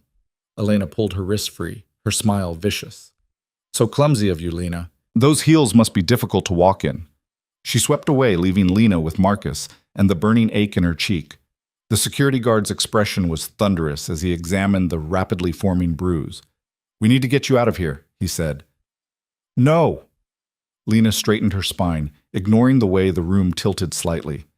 If I leave now, she wins. Everyone will think I'm too weak to handle this world. Mr. Volkov will understand. Lena hoped that was true. Take me back to him. Now. The walk back across the ballroom felt like miles. Lena was acutely aware of eyes tracking her movement, of whispers that spread like wildfire, of the spectacle Elena had created by attacking her in public. By the time they reached Adrian, he'd already heard. His expression was carved from ice, his entire body radiating the kind of fury that made smart people run. What happened? His voice was deadly calm, which was somehow worse than if he'd been shouting. Elena happened, Lena said. She wanted to send a message. Adrian's hand came up to cup her injured cheek with a gentleness that seemed impossible from someone capable of such violence. Marcus? She slapped Miss Rivera, hard. I intervened immediately. And Elena's claim? That Miss Rivera stumbled into a column. No witnesses will corroborate that story. Adrian's eyes had gone black with rage. Get the car. We're leaving. No, Lena said again, more firmly this time. That's what Elena wants. She wants to drive me away, prove I don't belong, make you look weak for choosing me. I won't give her that satisfaction. Lena, everyone is watching, Adrian. If I run now, I'm finished. We're finished. She met his eyes, trying to convey the determination she barely felt. So we stay. We dance. We show them that Elena Petrov can't break me with a cheap shot. For a long moment, Adrian said nothing, his thumb tracing carefully around the edges of her bruise. Then something shifted in his expression, approval mixing with the fury, respect cutting through the rage. "You're sure?" he asked. "No, but I'm doing it anyway." A dangerous smile curved Adrian's lips. "Then let's make sure everyone remembers tonight." He led her to the center of the ballroom as the orchestra began a new piece, something slow and dramatic that seemed designed for the moment. Adrian pulled Lena into his arms with the same possessive certainty he'd shown at the wedding, and suddenly they were dancing while hundreds of people watched. "This is insane," Lena whispered. "Absolutely," Adrian agreed, "but effective. Look at them." Lena glanced around and saw exactly what he meant. The crowd was riveted, their attention fixed on the couple at the center of the floor. Elena stood at the edge with her father, fury and shock warring across her features. She'd expected Lena to crumble, to retreat, to prove she didn't belong in this world. Instead, Lena was dancing with Adrian Volkov like she owned the room. "You're bleeding," Adrian said quietly, his thumb brushing the corner of her mouth where her teeth had cut. "Elena hit you hard." "I've had worse." "When?" Lena hesitated, then decided honesty was safer than evasion. "Middle school. There was a girl who didn't like that I got better grades than her daughter. She cornered me after class and made her opinions known." "What happened to her?" "I reported her to the principal. She got suspended." Lena met his eyes. "I learned early that some people hate you for succeeding when they expect you to fail. And Elena hates you for succeeding where she failed," Adrian said. "Good. Hatred means you matter." The music swelled, and Adrian spun her with controlled force that made the room blur. When he pulled her back, his mouth was inches from her ear. "I'm going to destroy her for this," he said, his voice carrying absolute conviction. "Not tonight, not in public, but I will make her pay for touching you." "Why?" The question escaped before Lena could stop it. "This is just business, remember? I'm just playing a role." Adrian pulled back enough to meet her eyes, and what she saw there made her breath catch. Fury, yes, but also something else, something protective and possessive that went beyond strategic calculation. "Because you're mine," he said simply, "and I protect what's mine." It shouldn't have sent heat flooding through her chest. This was still a performance, still temporary, still built on lies and strategy. But standing in Adrian's arms, with her cheek throbbing and her heart racing, Lena felt something shift between them, something dangerous and real and absolutely terrifying. The song ended. Adrian kept her close for a beat longer than necessary, his eyes searching hers with an intensity that felt like a question she didn't know how to answer. Then he stepped back, his expression smoothing back into neutral control. "We should make an appearance in the other galleries," he said. "Show everyone you're unfazed." They spent the next hour navigating the museum's exhibits with Adrian's hand a constant presence at her back or waist. Lena smiled until her face ached, engaged in small talk about art and culture, pretended the bruise on her cheek was a minor inconvenience rather than a visible reminder of how dangerous this world had become. But beneath the performance, her mind raced. Elena had attacked her publicly, which meant the stakes had escalated beyond social maneuvering into actual violence. If Elena was willing to strike her at a gala surrounded by witnesses, what would she do in private? What would Victor do once he decided Lena was an obstacle worth removing permanently? Around midnight, Adrian's phone buzzed with a text that made his expression harden. "We need to leave. Now." "What's wrong?" "Tell you in the car." He guided her toward the exit with Marcus and the security team forming a tight corridor around them. The SUV was already waiting, engine running, back door open. They'd barely cleared the museum steps when Adrian's phone rang. He answered, his voice clipped. "Talk to me." Lena couldn't hear the other side of the conversation, but she watched Adrian's expression go from hard to murderous. "When?" A pause. "How many?" Another pause. "Keep her there. I'm on my way." He ended the call and turned to Lena with eyes that had gone completely cold. "Elena didn't just slap you tonight. She also had her people grab your friend Sarah from her apartment 3 hours ago." The bottom dropped out of Lena's stomach. "What?"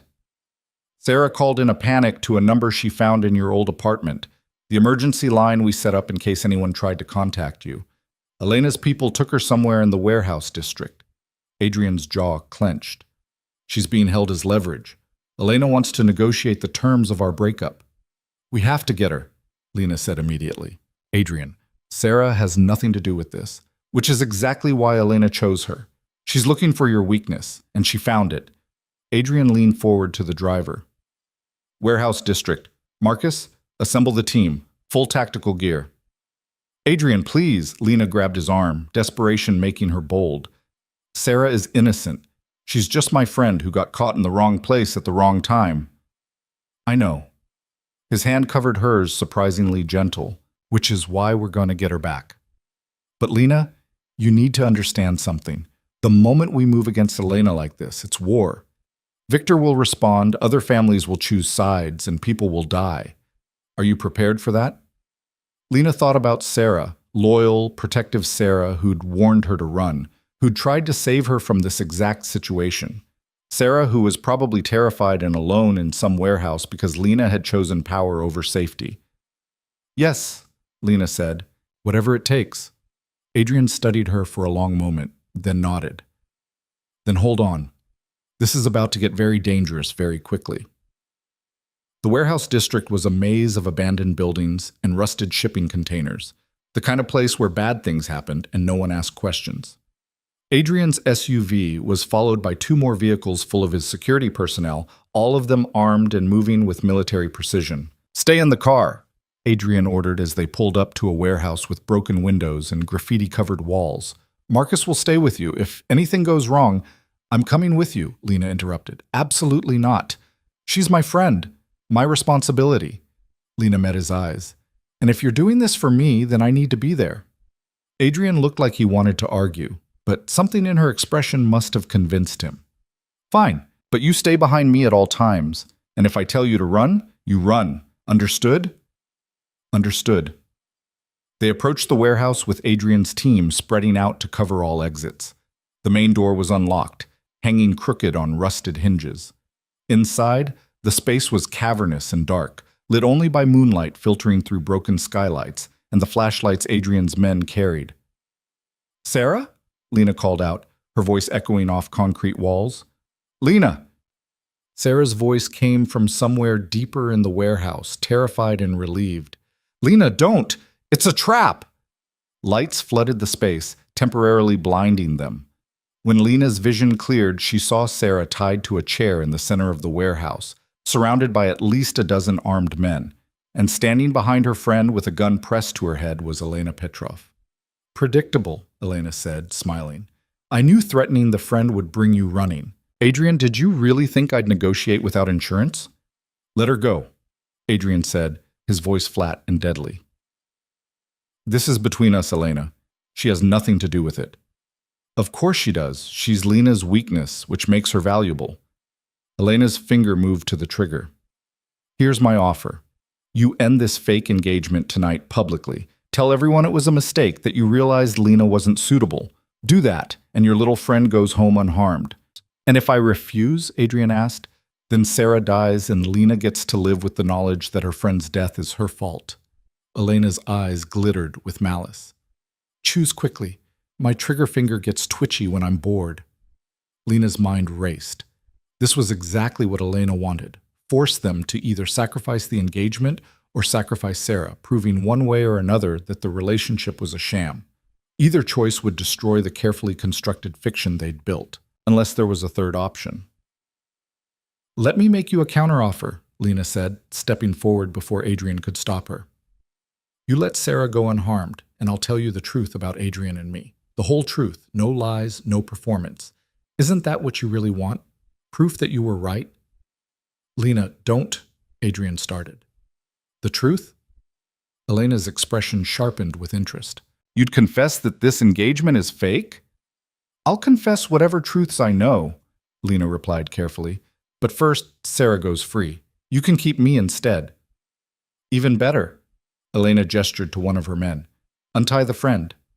Lena, no, Sarah said, struggling against the ropes. Don't do this for me. It's already done. Lena kept her eyes on Elena as Sarah was cut free and pushed toward Adrian's men. She leaves. Now. Adrian's hand gripped Lena's arm hard enough to bruise. What are you doing? Trusting you to know the difference between truth and lies, Lena said quietly. Then louder, to Elena. Sarah leaves, and I'll tell you everything you want to know. Elena considered this, then nodded. Get her out of here, but Lena stays. Marcus moved to escort Sarah out, but the younger woman fought him, reaching for Lena with desperation. Please, don't go, Lena said firmly. You'll be safe. That's all that matters. As Sarah was half carried out of the warehouse, her protests echoing long after she disappeared, Lena stood alone in the center of the space, surrounded by Elena's men, acutely aware that Adrian's security was outnumbered and that her next words would determine whether anyone walked out of here alive. So, Elena said, lowering the gun, but keeping it ready. The truth. Was the engagement real or fake? Lena met her eyes without flinching. When Adrian asked me to pretend to be his fiancée at that wedding, it was absolutely strategic. A calculated move to reject your family's alliance and establish his independence. Elena's smile turned triumphant. I knew it. But, Lena continued, something neither of us anticipated happened.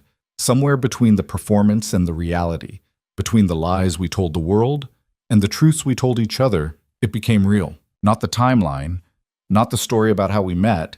That's all fiction. But this? She looked at Adrian, who stood frozen, his expression unreadable. What I feel for him, what I think he feels for me, that's the most honest thing in my entire fabricated story. The words hung in the air, true and terrifying, because Lena realized as she said them that they weren't just part of some clever misdirection. They were real. Somewhere in the past 48 hours of chaos and danger and performance, she'd stopped pretending to care about Adrian Volkov and started actually caring. It was insane and reckless and absolutely genuine. Elena's expression flickered with uncertainty. You expect me to believe? I don't care what you believe, Lena interrupted. You wanted the truth. That's the truth. The engagement started as strategy. It's become something else, something neither of us planned for and neither of us quite knows how to handle. Adrian moved then, crossing the space between them in 3 long strides. His hands framed her face with a gentleness that seemed impossible given the circumstances, his thumb tracing carefully around her bruised cheek. Is that true? He asked quietly, as though they were alone instead of surrounded by armed hostiles. You stopped pretending? Yes, Lena whispered. Somewhere around the time you gave me your mother's necklace and looked at me like I mattered for reasons beyond strategy. You do matter. The words were raw, unguarded, nothing like the calculated responses he'd been delivering for days. You matter in ways I didn't anticipate and don't entirely understand. Then he kissed her, and the warehouse disappeared. There was only the heat of his mouth against hers, the careful way his hands cradled her face like she was something precious, the thundering of her heart that had nothing to do with fear and everything to do with falling for a man who was supposed to be temporary. When they broke apart, Elena was staring at them with an expression that cycled between rage and confusion and grudging acceptance. That, she started, then stopped. That wasn't performance. No, Adrian agreed, his arm sliding around Lena's waist with now familiar possessiveness. It wasn't. So here's what's going to happen, Elena. You're going to leave. You're going to tell your father that this engagement is real enough that pursuing it further is a waste of resources. And you're never going to threaten anyone I care about again. Or what? Elena demanded. Or I stop playing by civilized rules. Adrian's voice dropped to something that barely qualified as human.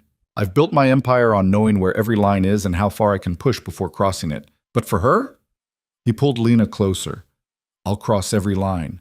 Burn every bridge. Destroy anyone who tries to hurt what's mine, including you.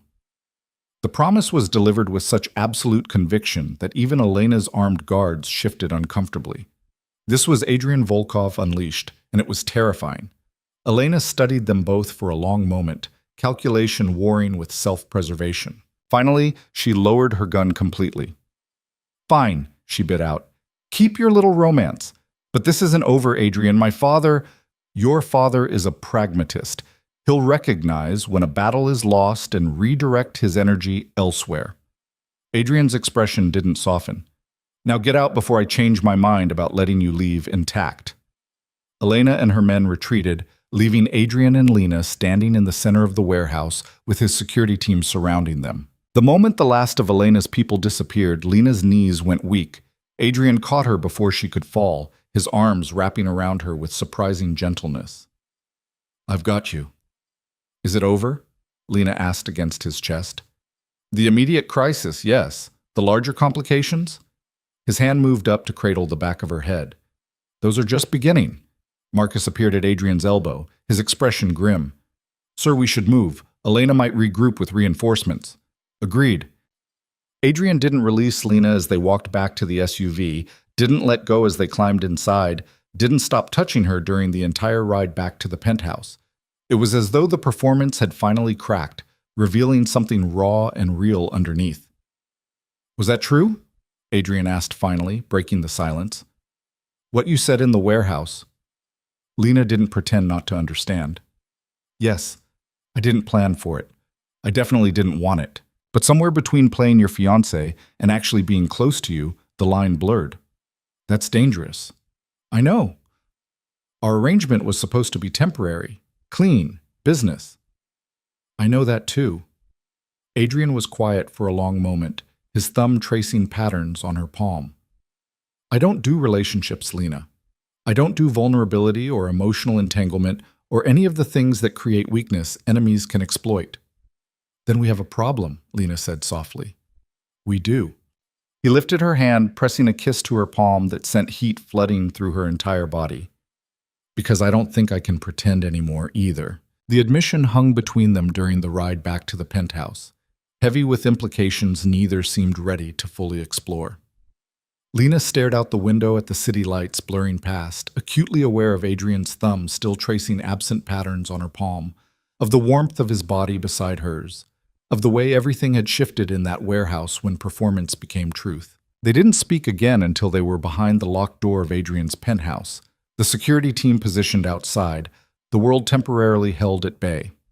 Lena stood in the center of the living room, still wearing the midnight blue dress and her mother's sapphire, feeling like she existed between two versions of herself. The invisible girl from 3 days ago, and whoever she was becoming in Adrian's orbit. "Let me see your cheek," Adrian said, guiding her toward the kitchen with a hand at her elbow.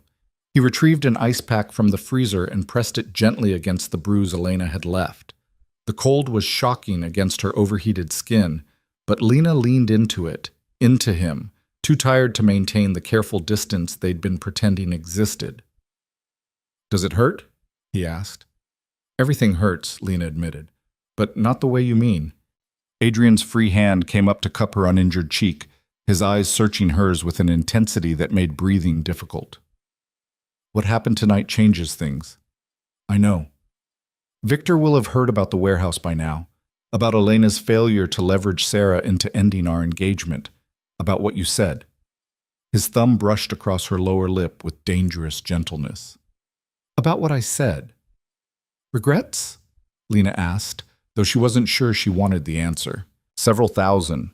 None of them about you." Adrian stepped back, creating space that felt like loss. "But we need to talk about what happens next. The stakes just escalated beyond social maneuvering into actual warfare. Victor won't let this stand. He can't afford to look weak, which means he'll move against us with everything he has." "Us," Lena repeated. "You keep saying us like we're actually a team instead of business partners with complicated feelings. Aren't we both?" Adrian moved to the windows overlooking the city, his posture radiating tension. "The engagement started as strategy. But what happened in that warehouse? What I felt when Elena had a gun to your friend's head, when I realized you were willing to trade yourself? That wasn't strategic. That was something I haven't allowed myself to feel in years." "What was it?" "Fear." The admission seemed to cost him something. "I don't get afraid, Lena. I calculate risk and mitigate threats and move through the world with absolute control. But when I thought Elena might hurt you, when I saw you offer yourself up like some kind of sacrifice, I was terrified." Lena crossed the space between them, drawn by the rawness in his voice. "I was terrified too. But not of Elena." "Then what?" "Of this. Of you. Of the fact that somewhere in the middle of all the lies and performance, I started caring whether you lived or died." She placed her hand on his chest, felt his heart hammering beneath the expensive fabric of his tuxedo. "That wasn't part of the plan." "No," Adrian agreed, his hand covering hers. It definitely wasn't. They stood like that for a long moment, the city glittering beneath them, the weight of what they'd confessed settling into something neither quite knew how to handle. Then Adrian's phone shattered the moment with an insistent buzz. He checked the screen and his expression hardened. Victor, he wants to meet. Tomorrow morning, neutral location. To negotiate? To threaten. Adrian typed a quick response. He'll make it sound like an offer, some way to resolve this conflict peacefully. But what he really wants is to demonstrate that he still has power, that tonight's failure was a minor setback rather than a defeat. So we refuse? No. We go. We show him that nothing he does will break us apart. Adrian's eyes met hers. But Lena, after tonight, after what happened in that warehouse, I need to know you understand what you're choosing. This isn't a 6-month arrangement anymore. This is real, which means the danger is real, the violence is real, and the possibility that one or both of us doesn't survive is very real. I understand. Do you? Because once we cross this line, there's no going back to invisible and safe. You'll be Adrian Volkov's actual partner, not just his temporary fiancé. Every enemy I have becomes your enemy.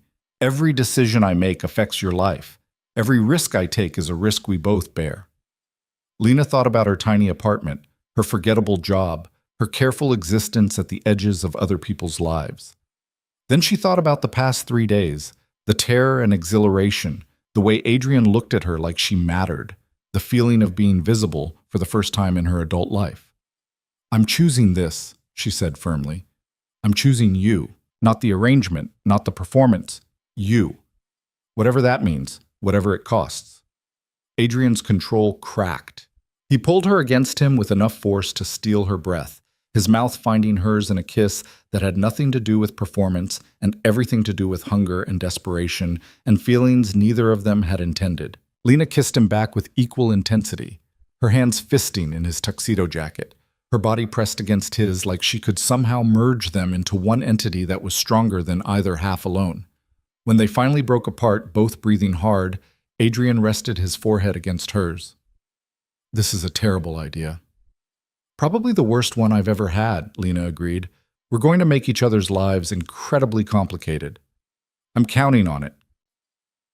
A sound that might have been a laugh escaped Adrian's throat. You're insane. I learned from the best. Lena pulled back enough to meet his eyes. So what happens now? Now we prepare for war. Adrian's expression hardened back into the calculating mask she'd first seen at the wedding. Victor will make his move soon. We need to be ready. The meeting with Victor was set for 9 the next morning at a restaurant that served as neutral ground for the city's various power brokers. Adrian insisted Lena wear something that projected confidence without aggression, a cream-colored suit that Victoria had sent over along with a note that simply read, "Armor up." Marcus drove them with 2 additional security vehicles forming a convoy, a visible reminder that Adrian Volkov traveled with protection. The restaurant was already half full when they arrived, but the private room Victor had reserved was empty except for the man himself, seated at a table with a view of the city and an expression that suggested pleasant conversation rather than the threat of violence. Adrian, Lena, Victor greeted them with the same warm smile that hadn't reached his eyes at the museum. Thank you for meeting me on such short notice. Let's skip the pleasantries, Adrian said, pulling out a chair for Lena before taking his own. What do you want, Victor? Peace, resolution, a way for us all to move forward without further bloodshed. Victor poured coffee from a silver pot, the domesticity of the gesture at odds with the tension crackling through the air. Last night was regrettable. Elena acted without my approval, and I've made my displeasure clear. Your daughter kidnapped an innocent woman and held a gun to her head, Lena said flatly. Regrettable seems like an understatement. Indeed, and I've taken steps to ensure it doesn't happen again. Victor's eyes fixed on Lena with uncomfortable intensity. You impressed me last night, the way you offered yourself in exchange for your friend. That took courage. Or stupidity. I haven't decided which. Does it matter?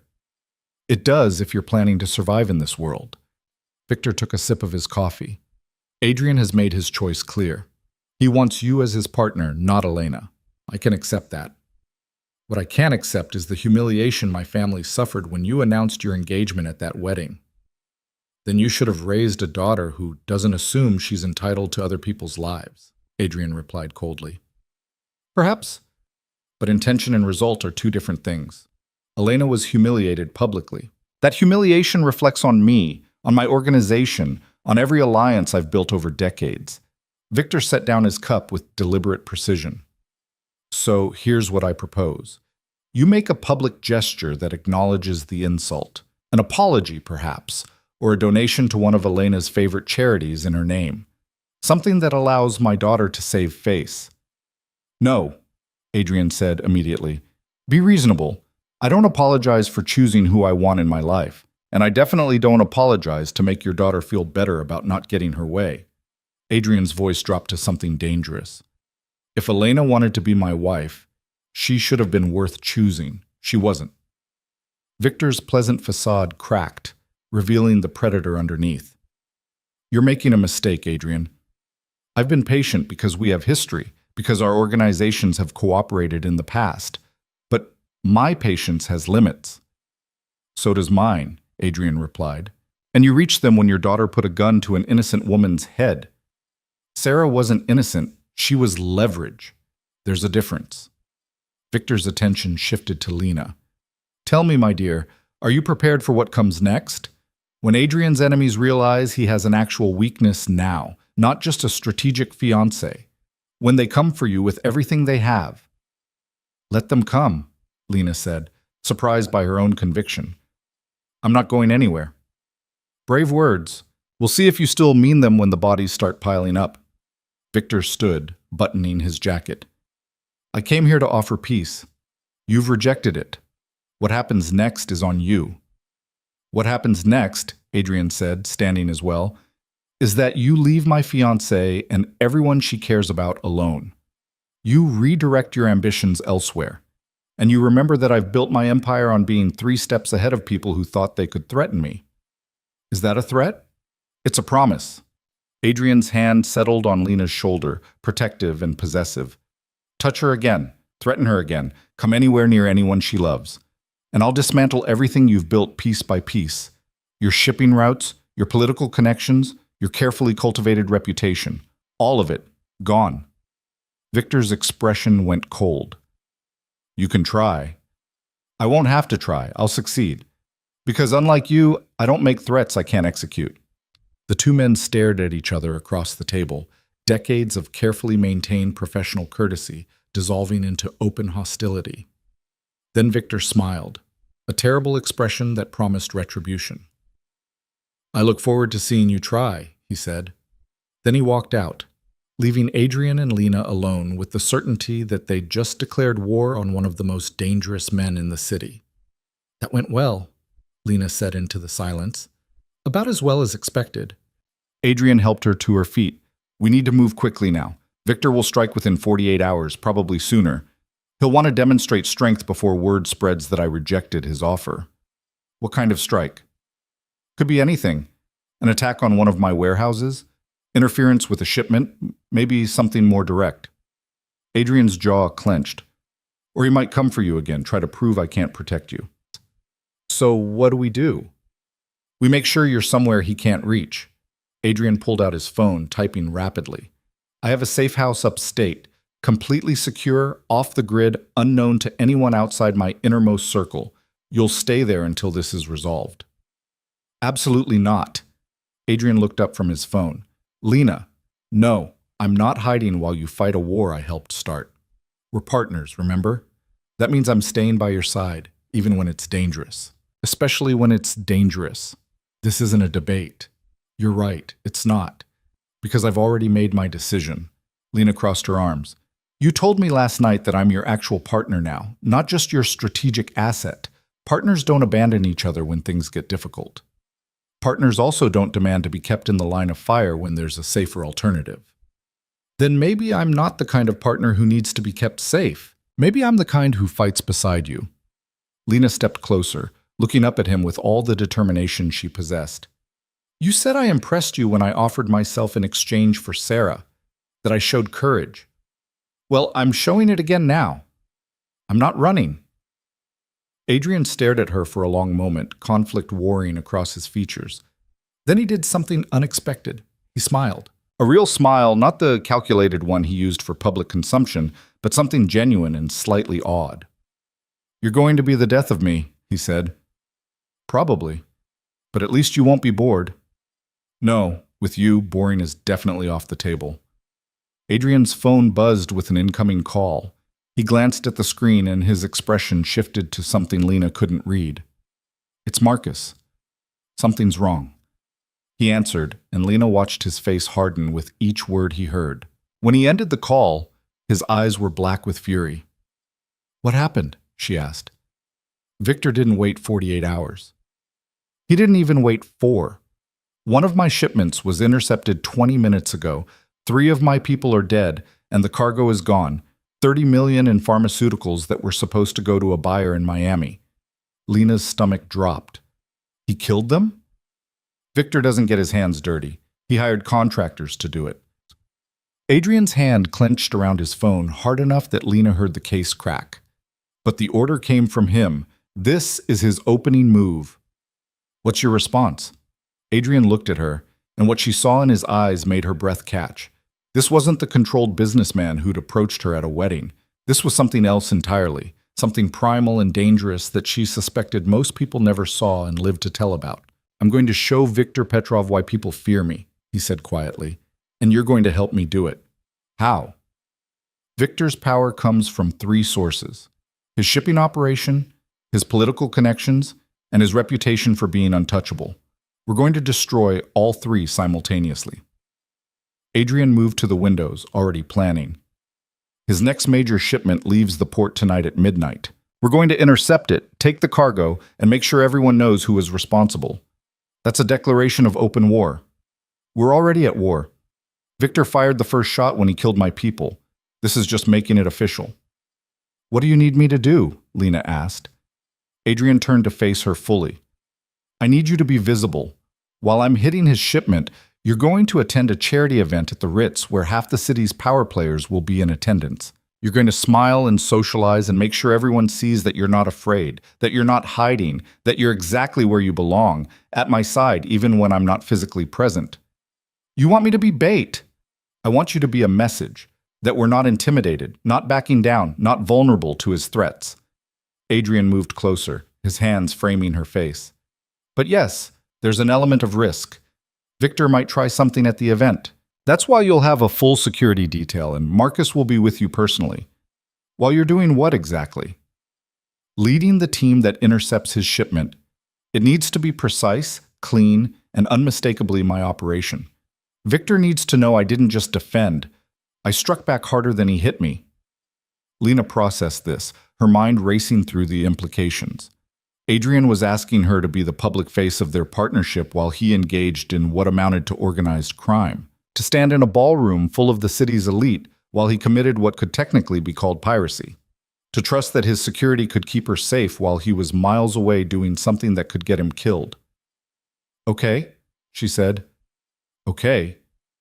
I'll go to the charity event. I'll be your message. I'll show everyone that we're not afraid. Lena met his eyes. But Adrian, you come back. Whatever you have to do tonight, however dangerous it gets, you come back to me. Something flickered in his expression. Surprise, maybe, or something deeper. I always come back. Promise me. Lena, promise me, she repeated more forcefully. Because I just chose this. I chose you, and I'm not interested in being a widow before I'm even actually a wife. Adrian pulled her against him, his arms wrapping around her with crushing force.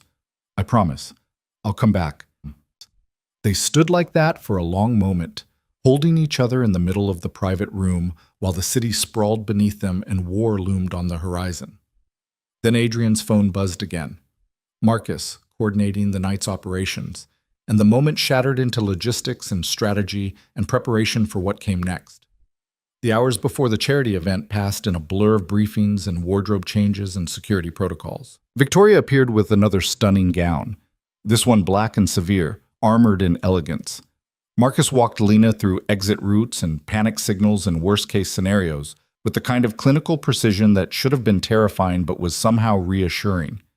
Adrian disappeared into his office for most of the afternoon, coordinating with his people, planning the intercept with military precision. Lena caught glimpses of him through the open door, on the phone speaking rapid Russian, studying shipping manifests, checking weapons with the casual familiarity of someone who'd done this 1,000 times before. It should have frightened her, seeing this side of him.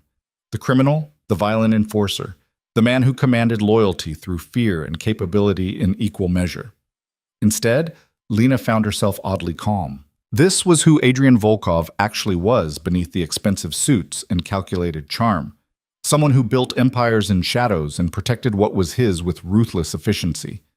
And somehow, impossibly, she'd become part of what was his. By 7 that evening, Lena stood in front of the mirror in a dress that cost more than her previous year's salary, diamonds at her throat and wrists that represented wealth she couldn't quite comprehend, makeup applied by professionals who understood the art of making someone look powerful rather than merely pretty. "Perfect," Victoria said, assessing her work. "You look like someone who belongs in Adrian's world, someone dangerous in your own right." I don't feel dangerous," Lena admitted. "Then fake it. That's half the battle in this life, projecting confidence until it becomes real." Victoria's expression softened fractionally. "He chose well, you know. Adrian, most women would have run by now. The fact that you're still here, still fighting, that says something." "What does it say?" "That maybe he finally found someone worth the complications." Victoria gathered her supplies. "Marcus will be here in 20 minutes. Remember, you're not afraid, you're not hiding, and you're exactly where you belong. Make them believe it." Adrian appeared as Victoria left, dressed in all-black tactical gear that transformed him from businessman to something out of a military operation. He stopped when he saw Lena, his eyes tracking over her with an intensity that made heat flood her chest. "You look," he started. "If you say acceptable again, I'm taking off these ridiculous heels and hitting you with them," Lena warned. A genuine smile curved his lips. "I was going to say devastating. In the literal sense, you're going to devastate every person at that event. Flattery doesn't suit you." "It's not flattery. It's tactical assessment." He crossed to her, his hand settling at her waist with familiar possessiveness. "You're my message tonight, remember? And the message is that I chose someone extraordinary. Even though you originally chose me because I was convenient and available, I chose you because you were brave enough to say yes when every instinct should have told you to run. Everything after that has been you proving I made the right choice." His thumb brushed across her lower lip. "Be safe tonight. Trust Marcus. And if anything feels wrong, I know. Get out, signal for extraction. Don't try to be a hero." Lena placed her hand over his heart. "You be safe too. I meant what I said earlier. You come back to me." "I will." Adrian leaned down to kiss her, and for a moment the tactical gear and evening gown and looming violence all disappeared. There was only this, the heat of his mouth, the certainty of his arms around her, the terrifying knowledge that what had started as performance had become something neither of them could control.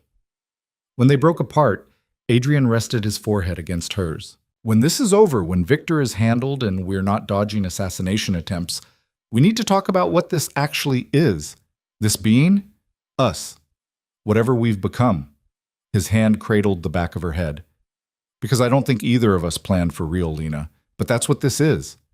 Messy and complicated and probably doomed, but real." "I know," Lena whispered. "I've known since the warehouse. Maybe before. Then we'll figure it out. Together." Adrian stepped back, his expression shifting back into the cold calculation required for what came next. "Marcus is waiting. Go be magnificent."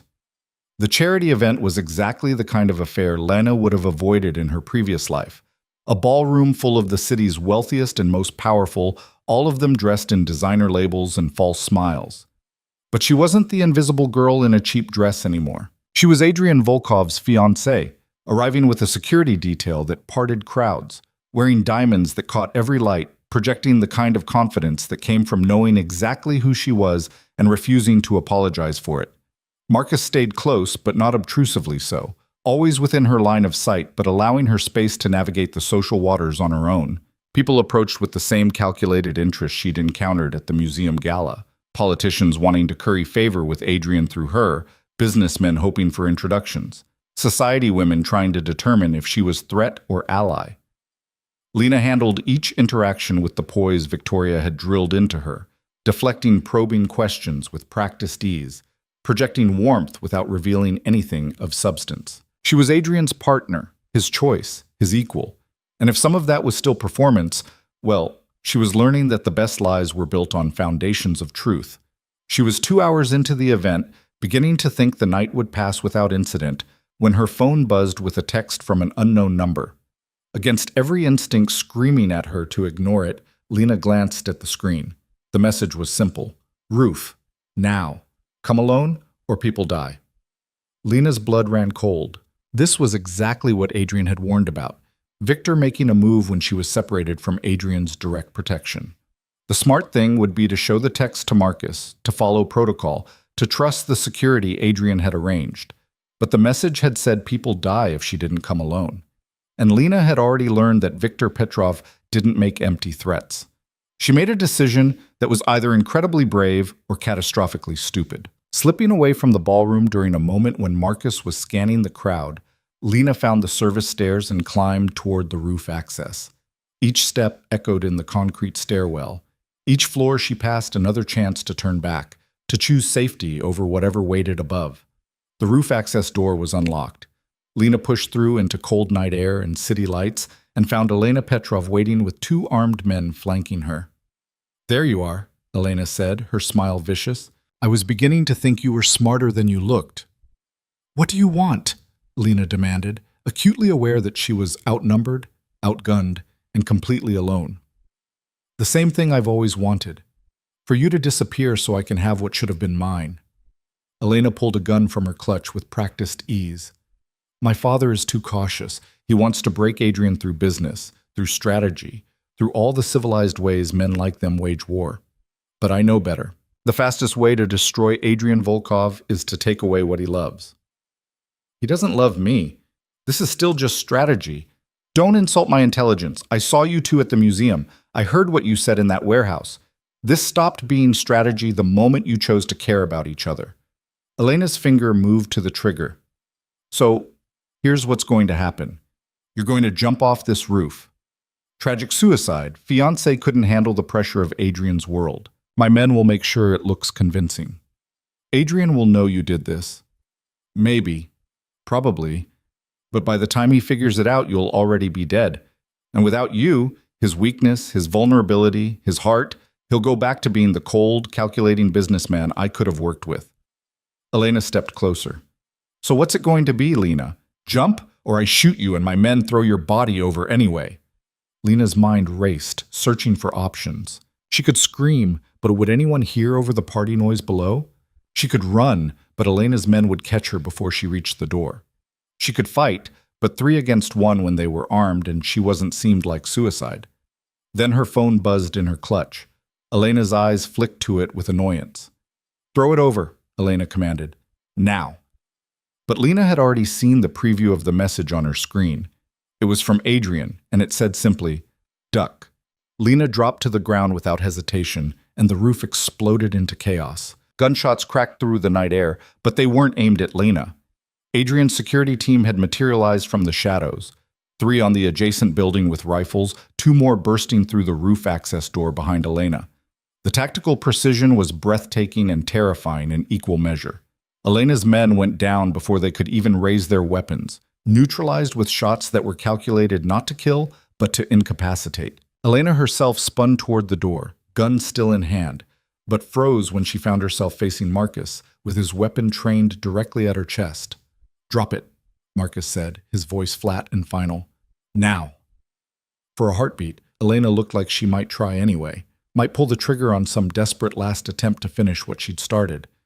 Then her fingers opened and the gun clattered to the rooftop concrete. "Smart choice," Marcus said.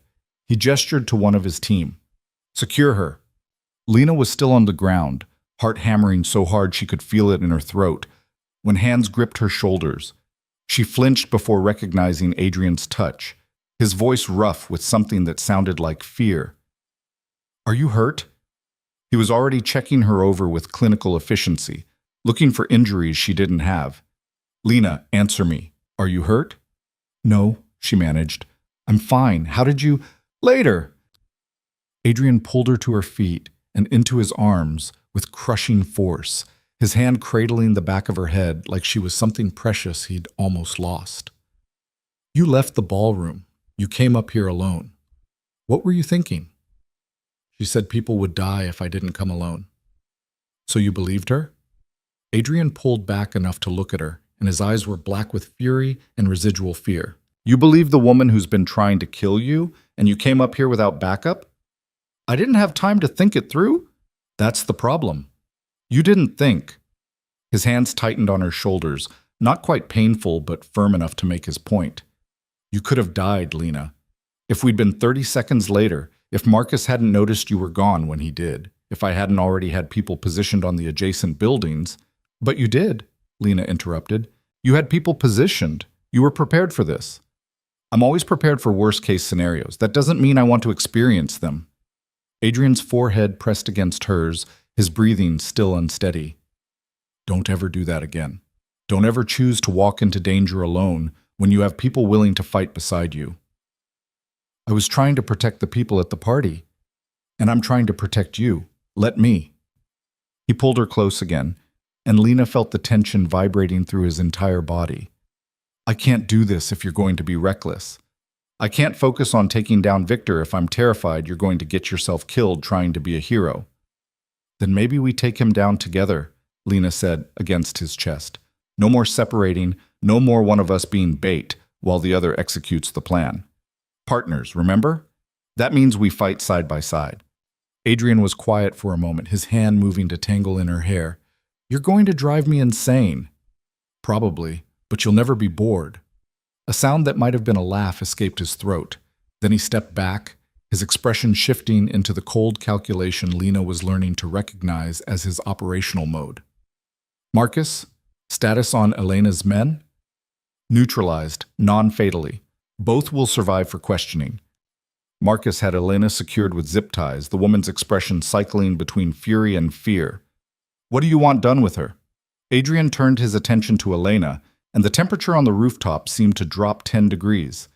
"You tried to kill my fiancée. Again. After your father and I had an explicit conversation this morning about leaving her alone." "My father is weak," Elena spat. "He doesn't understand that some victories require blood. You did, once, before she made you soft." "Soft," Adrian repeated, his voice dangerously quiet. He crossed to Elena with predatory grace, crouching down to meet her eyes. "You think I'm soft because I chose not to kill you in that warehouse? Because I let you walk away when you held a gun to Sarah's head?" "That wasn't softness, Elena. That was strategy. I wanted Victor to see that I could be reasonable, that we could resolve our conflicts without leaving bodies in our wake. And now?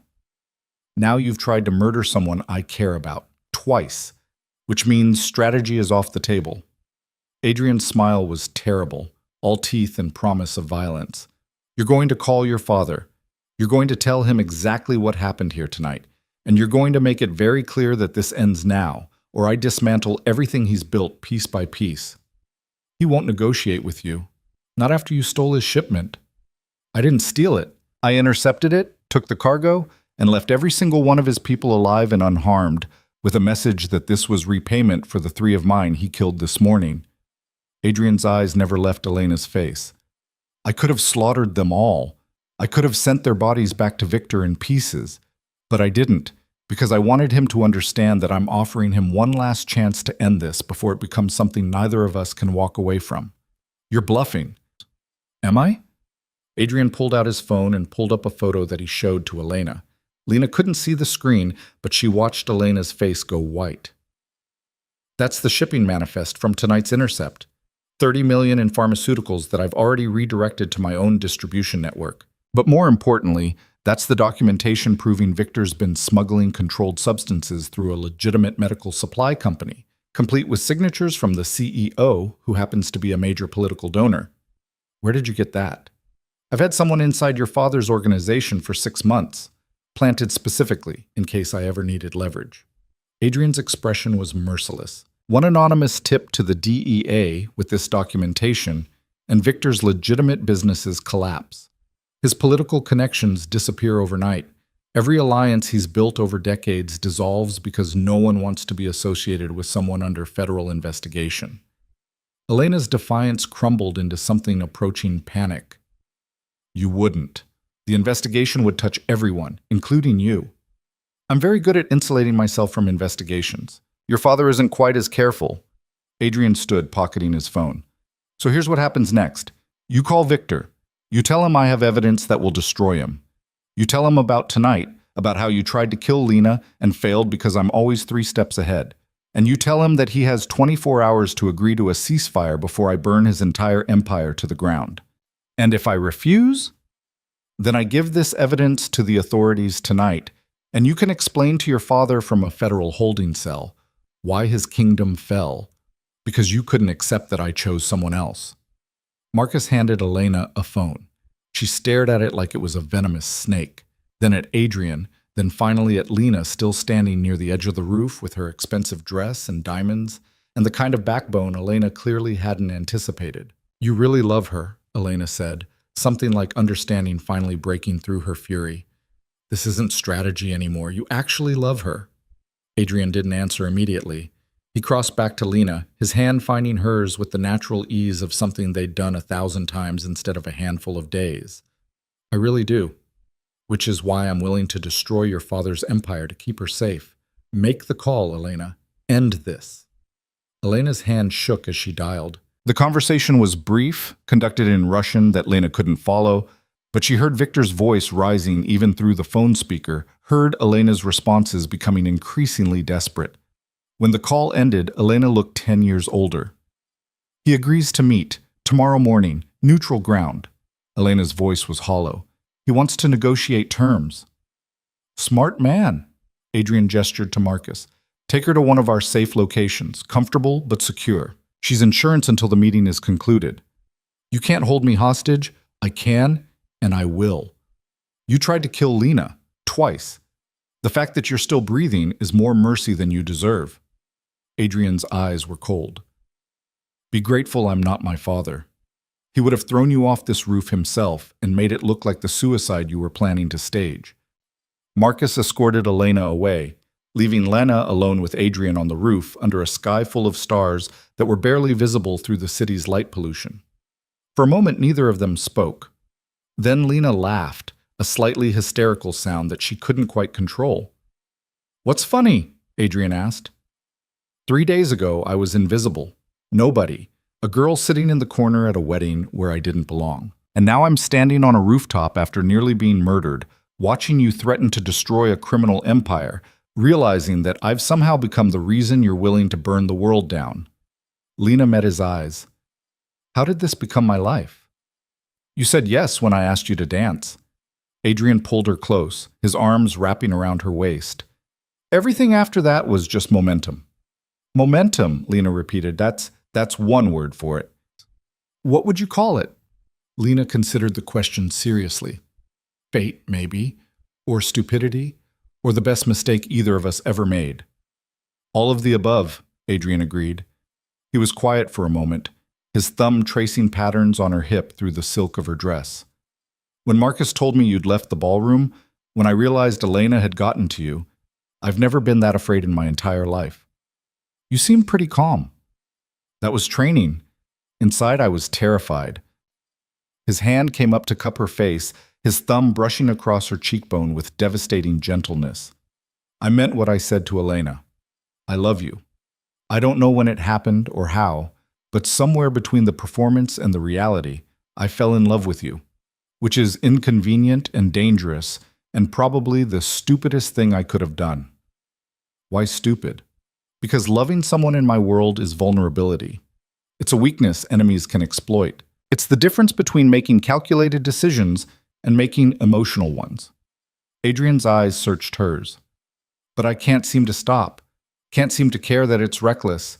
Can't seem to want anything except to keep you safe and by my side for however long you'll stay.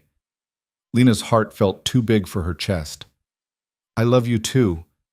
I didn't want to. I tried not to. But you're impossible not to love once someone gets past all the walls and calculation and seeing what's underneath. What's underneath? Someone who cares so deeply that he's built an empire just to protect the people and things that matter to him. Someone who's capable of incredible violence but chooses mercy when he can. Someone who saw me when I was invisible and decided I was worth making visible. Lena stretched up to kiss him, soft and certain. Someone who makes me want to be brave instead of safe. Adrian kissed her back like she was oxygen, and he'd been drowning, his hands tangling in her hair, his body pressed against hers with desperate certainty. They stood like that for a long moment, two people who'd found each other in the most improbable circumstances and decided to hold on despite everything that said they shouldn't. When they finally broke apart, Adrian rested his forehead against hers. "Come with me tomorrow, to the meeting with Victor. I know it's dangerous, and I know the smart thing would be to keep you somewhere safe, but we're partners," Lena finished, "and partners face things together. Yes, I'll be there." "You're sure?" "No, but I'm doing it anyway," Lena smiled. "That seems to be my approach to everything involving you, terrified but committed." "I can work with that." Adrian's phone buzzed with a message. "Marcus has Elena secured. We should get you back to the penthouse. Tomorrow is going to be intense." The meeting with Victor was set for 10 the following morning at the same restaurant where they'd had their previous conversation. This time, the atmosphere was entirely different. Victor sat alone at the table, Elena conspicuously absent, his expression carved from stone and fury barely contained. "Adrian? Lena!" Victor's voice was tight with suppressed rage. "My daughter tells me you've acquired some interesting documentation." "I have." Adrian remained standing, his hand at Lena's back. "Documentation that would be very interesting to federal authorities, but I'd prefer not to use it if we can reach an understanding." "An understanding?" Victor's laugh was bitter. "You've stolen my shipment, threatened my empire, and held my daughter hostage. What kind of understanding did you have in mind?" "The kind where you accept that I've chosen Lena as my partner and you redirect your ambitions elsewhere. The kind where you call off Elena and anyone else in your organization who might think targeting my fiancé is acceptable. The kind where we return to being professional colleagues who occasionally cooperate and mostly stay out of each other's way. And my shipment? Consider it payment for the 3 people you killed. We're even." Adrian pulled out his phone and set it on the table, the screen displaying the evidence he'd mentioned the night before. "This documentation disappears. My inside source in your organization withdraws quietly. Elena is released unharmed, and we all pretend the past week never happened." Victor stared at the phone for a long moment. "And if I refuse? Then I send this to the DEA, the FBI, and every journalist who's been trying to expose your operation for years. Your legitimate businesses collapse. Your political allies distance themselves. Your reputation as someone untouchable evaporates overnight." Adrian's expression was merciless. "I don't want to destroy you, Victor, but I will if you force my hand. Because of her." Victor's eyes shifted to Lena. "You're willing to burn decades of professional courtesy for a woman you've known less than a week." "Yes," Adrian said simply, "because she's not just any woman. She's the woman I'm going to marry. The woman who'll stand beside me building something better than the empires we've both created in shadows. And I protect what's mine." Victor was silent for a long moment, calculation warring with pride across his features. Then he did something unexpected. He smiled. Not the pleasant, fake smile Lena had seen before, but something genuine and almost respectful. "You've changed," Victor said. "The old Adrian would have already pulled the trigger on this threat, would have destroyed me just to demonstrate capability. But you're offering me a way out, a way to save face and maintain my operation. That's growth." "Or weakness," Adrian replied. "Depending on your perspective." "No, it's wisdom, knowing when to fight and when to find another path." Victor stood, extending his hand. "I accept your terms. The ceasefire holds. Elena will be informed that pursuing this further is forbidden, and your fiancé," he turned to Lena, "will be left alone by anyone in my organization. You have my word." Adrian shook his hand, the gesture sealing an agreement that would reshape the power dynamics of the entire city. "Your word is enough. For now. I notice you didn't promise not to use that evidence if I violate our agreement." "I don't make promises I might need to break," Adrian replied. But if you honor this ceasefire, the documentation disappears and we never speak of it again. Fair enough. Victor buttoned his jacket. I suppose I should offer congratulations on your engagement. Though I suspect congratulations are unnecessary, you two have already determined you're keeping each other regardless of what anyone else thinks. You're right, Lena said, speaking for the first time since they'd entered the restaurant. We have. Victor studied her for a moment, then shook his head. Elena was wrong about you. You're not some naive girl who got caught up in circumstances beyond her control. You're exactly as dangerous as Adrian, just in different ways. I learned from the best, Lena replied, echoing what she'd said to Adrian days earlier. Indeed, you did. Victor moved toward the exit, then paused. A word of advice, my dear. Adrian's world is complicated and often violent, but I suspect you already knew that when you said yes to his proposal. The question is whether you're prepared for what comes next, not just the external threats, but the internal ones. Power changes people. Make sure you both remember who you were before it started changing you. Then he was gone, leaving Adrian and Lena alone in the private room with the weight of what they'd just accomplished settling over them like a second skin. Is it really over? Lena asked. With Victor? Yes. He's pragmatic enough to know when to cut his losses. Adrian pulled her into his arms. With everyone else who might see you as my weakness, that's an ongoing concern we'll have to manage. Together. Together? Adrian agreed. He was quiet for a moment, his hand moving to play with the engagement ring he'd given her days ago. This thing between us, it started as strategy, but I want it to be real, all of it. Not just the feelings, but the commitment, the partnership, the building something together. Are you asking me to actually marry you? I'm asking if you'd consider turning a fake engagement into a real one, eventually, when we're both ready and not dodging assassination attempts. Adrian's smile was self-deprecating. I know it's insane. We've known each other less than a week. You've seen the absolute worst parts of my world and the violence I'm capable of. Any rational person would run. Good thing I stopped being rational the moment I said yes to dancing with you. Lena stretched up to kiss him, soft and certain. Yes, eventually. When we're ready, I'll marry you for real. You're sure? No, but I haven't been sure of anything since I met you, and that hasn't stopped me yet. Lena pulled back enough to meet his eyes. I love you, Adrian Volkov. The real you, not the performance. The man who's capable of incredible violence but chooses mercy when he can. The man who saw something worth choosing in an invisible girl at a corner table. The man who's willing to burn empires to protect the people he loves.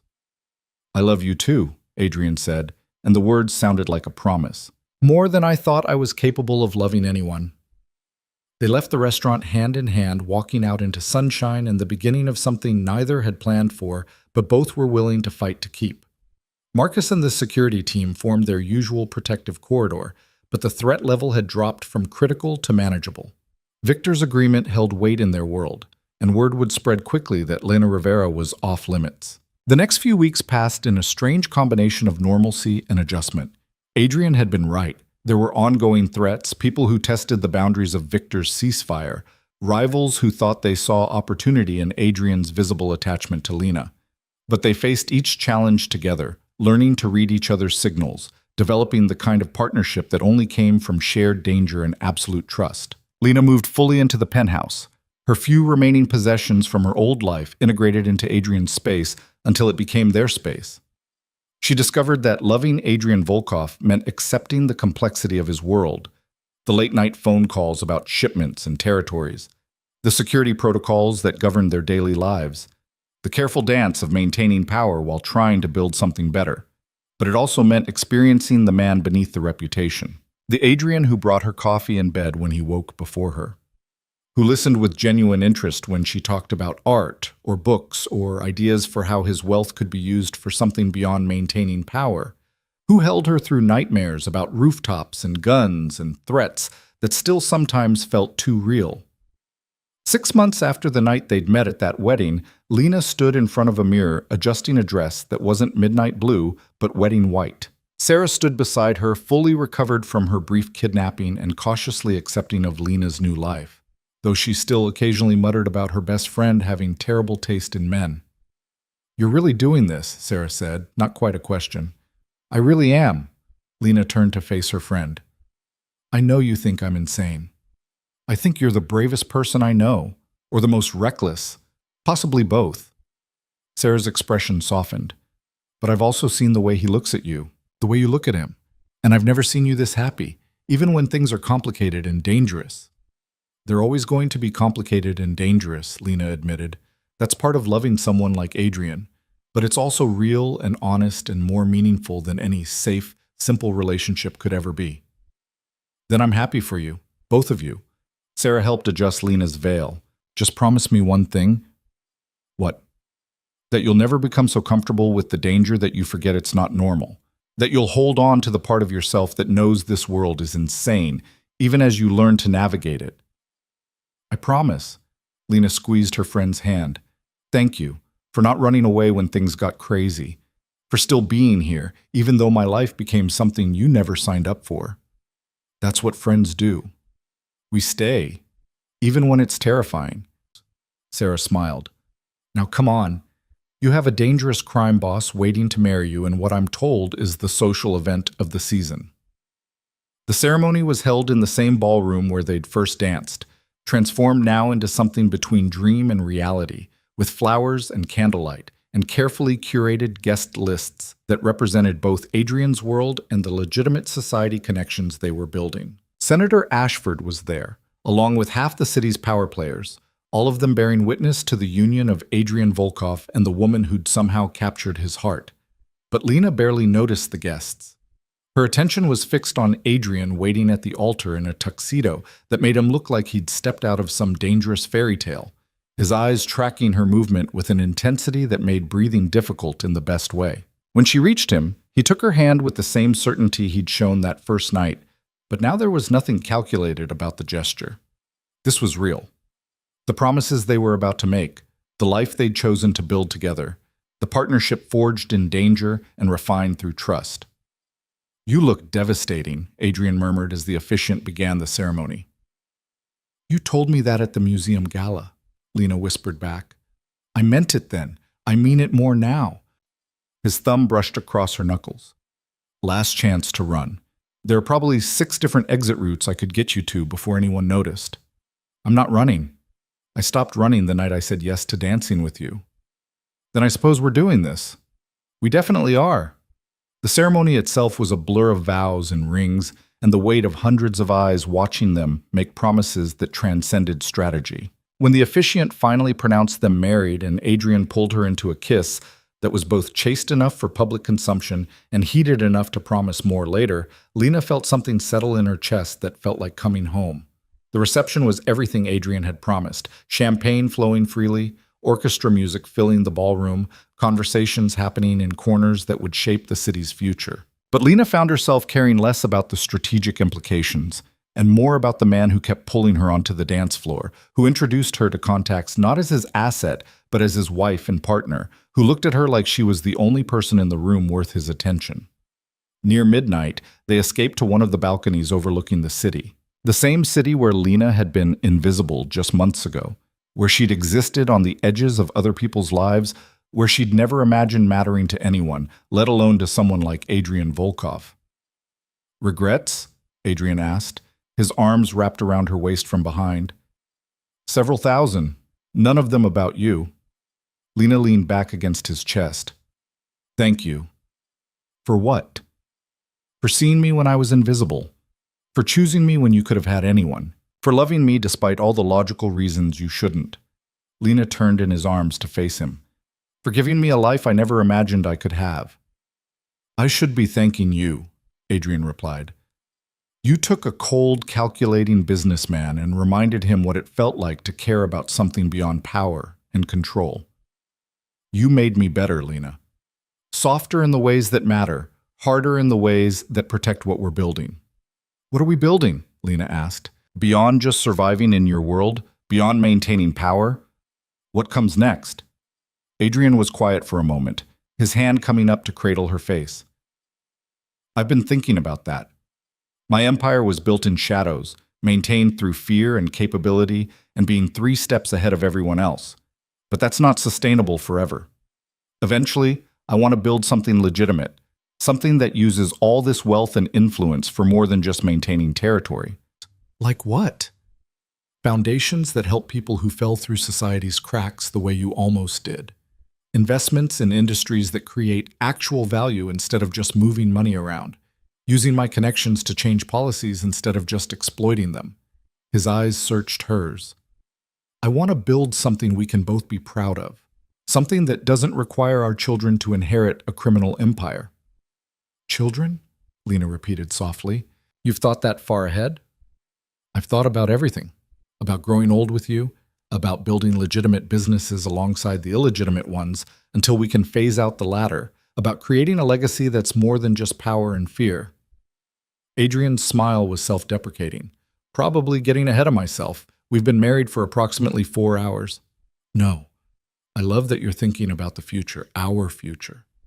Lena stretched up to kiss him. Let's build it together. The foundations, the legitimate businesses, the legacy we can be proud of.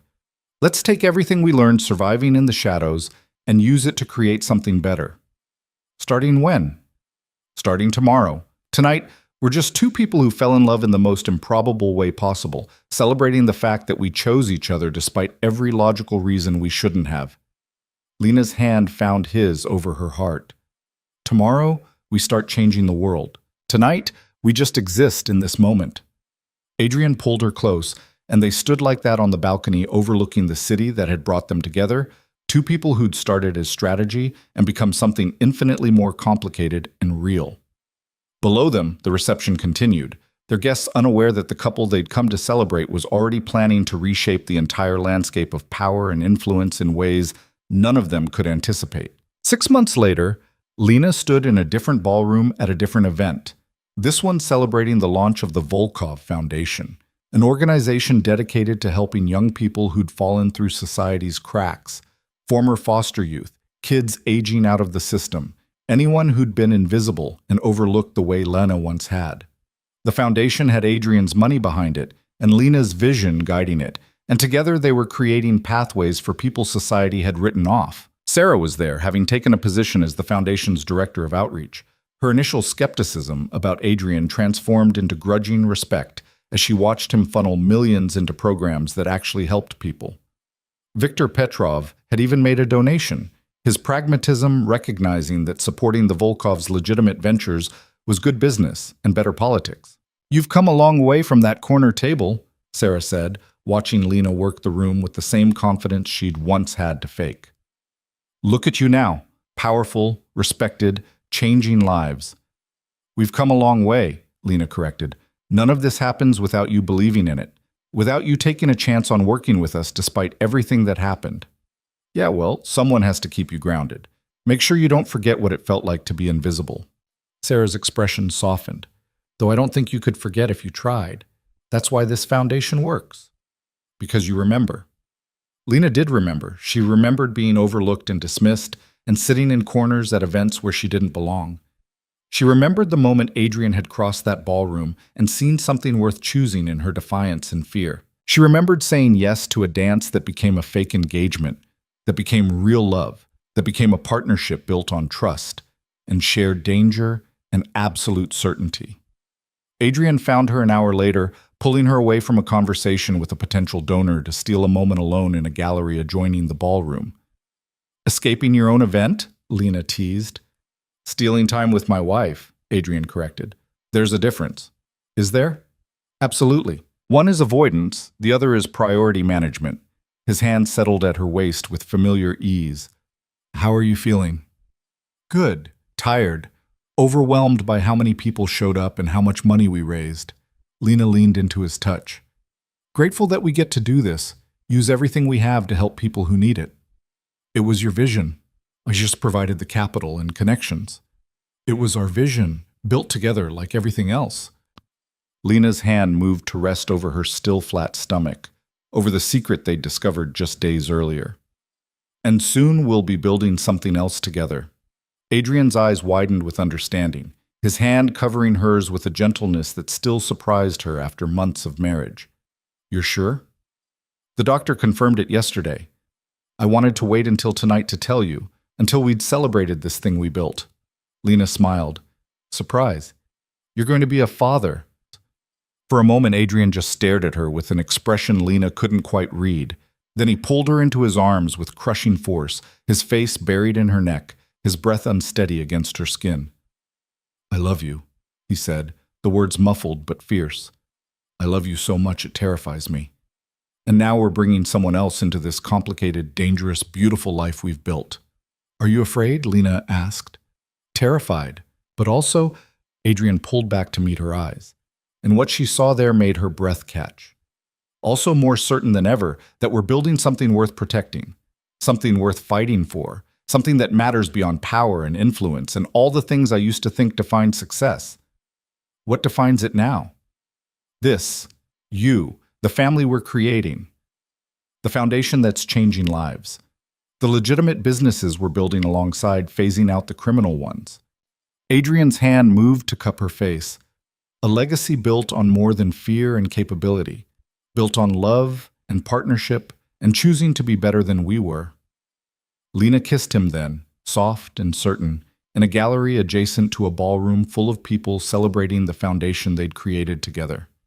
Outside, the city sprawled beneath them, the same city where they'd met, where danger and strategy had brought them together, where performance had become truth and fake had become real. They'd started as a lie, a calculated move at a wedding, a dangerous man, and an invisible girl playing roles that were supposed to be temporary.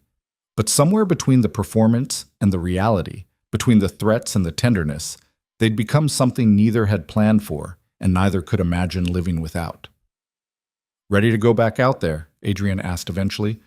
We still have donors to thank and speeches to give. Ready, Lena said. Let's go show them what we've built.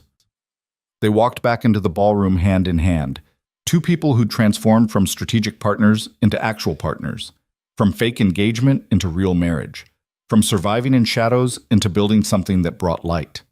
The guests welcomed them back with applause, unaware of the new secret they carried, unaware of how far they'd both come from that night at a wedding when Adrian Volkov had crossed a ballroom to ask an invisible girl to dance. But Lena knew. She knew every step of the journey, every choice that had brought them here, every moment of danger and trust and falling in love despite every logical reason not to. And standing beside Adrian with his hand warm in hers and their future growing inside her and the foundation they'd built together celebrating its launch, Lena Rivera Volkov understood something fundamental about the life she'd chosen. She wasn't invisible anymore. She'd never be invisible again. And the dangerous, complicated, absolutely real love she shared with Adrian Volkov was worth every risk she'd taken to get here.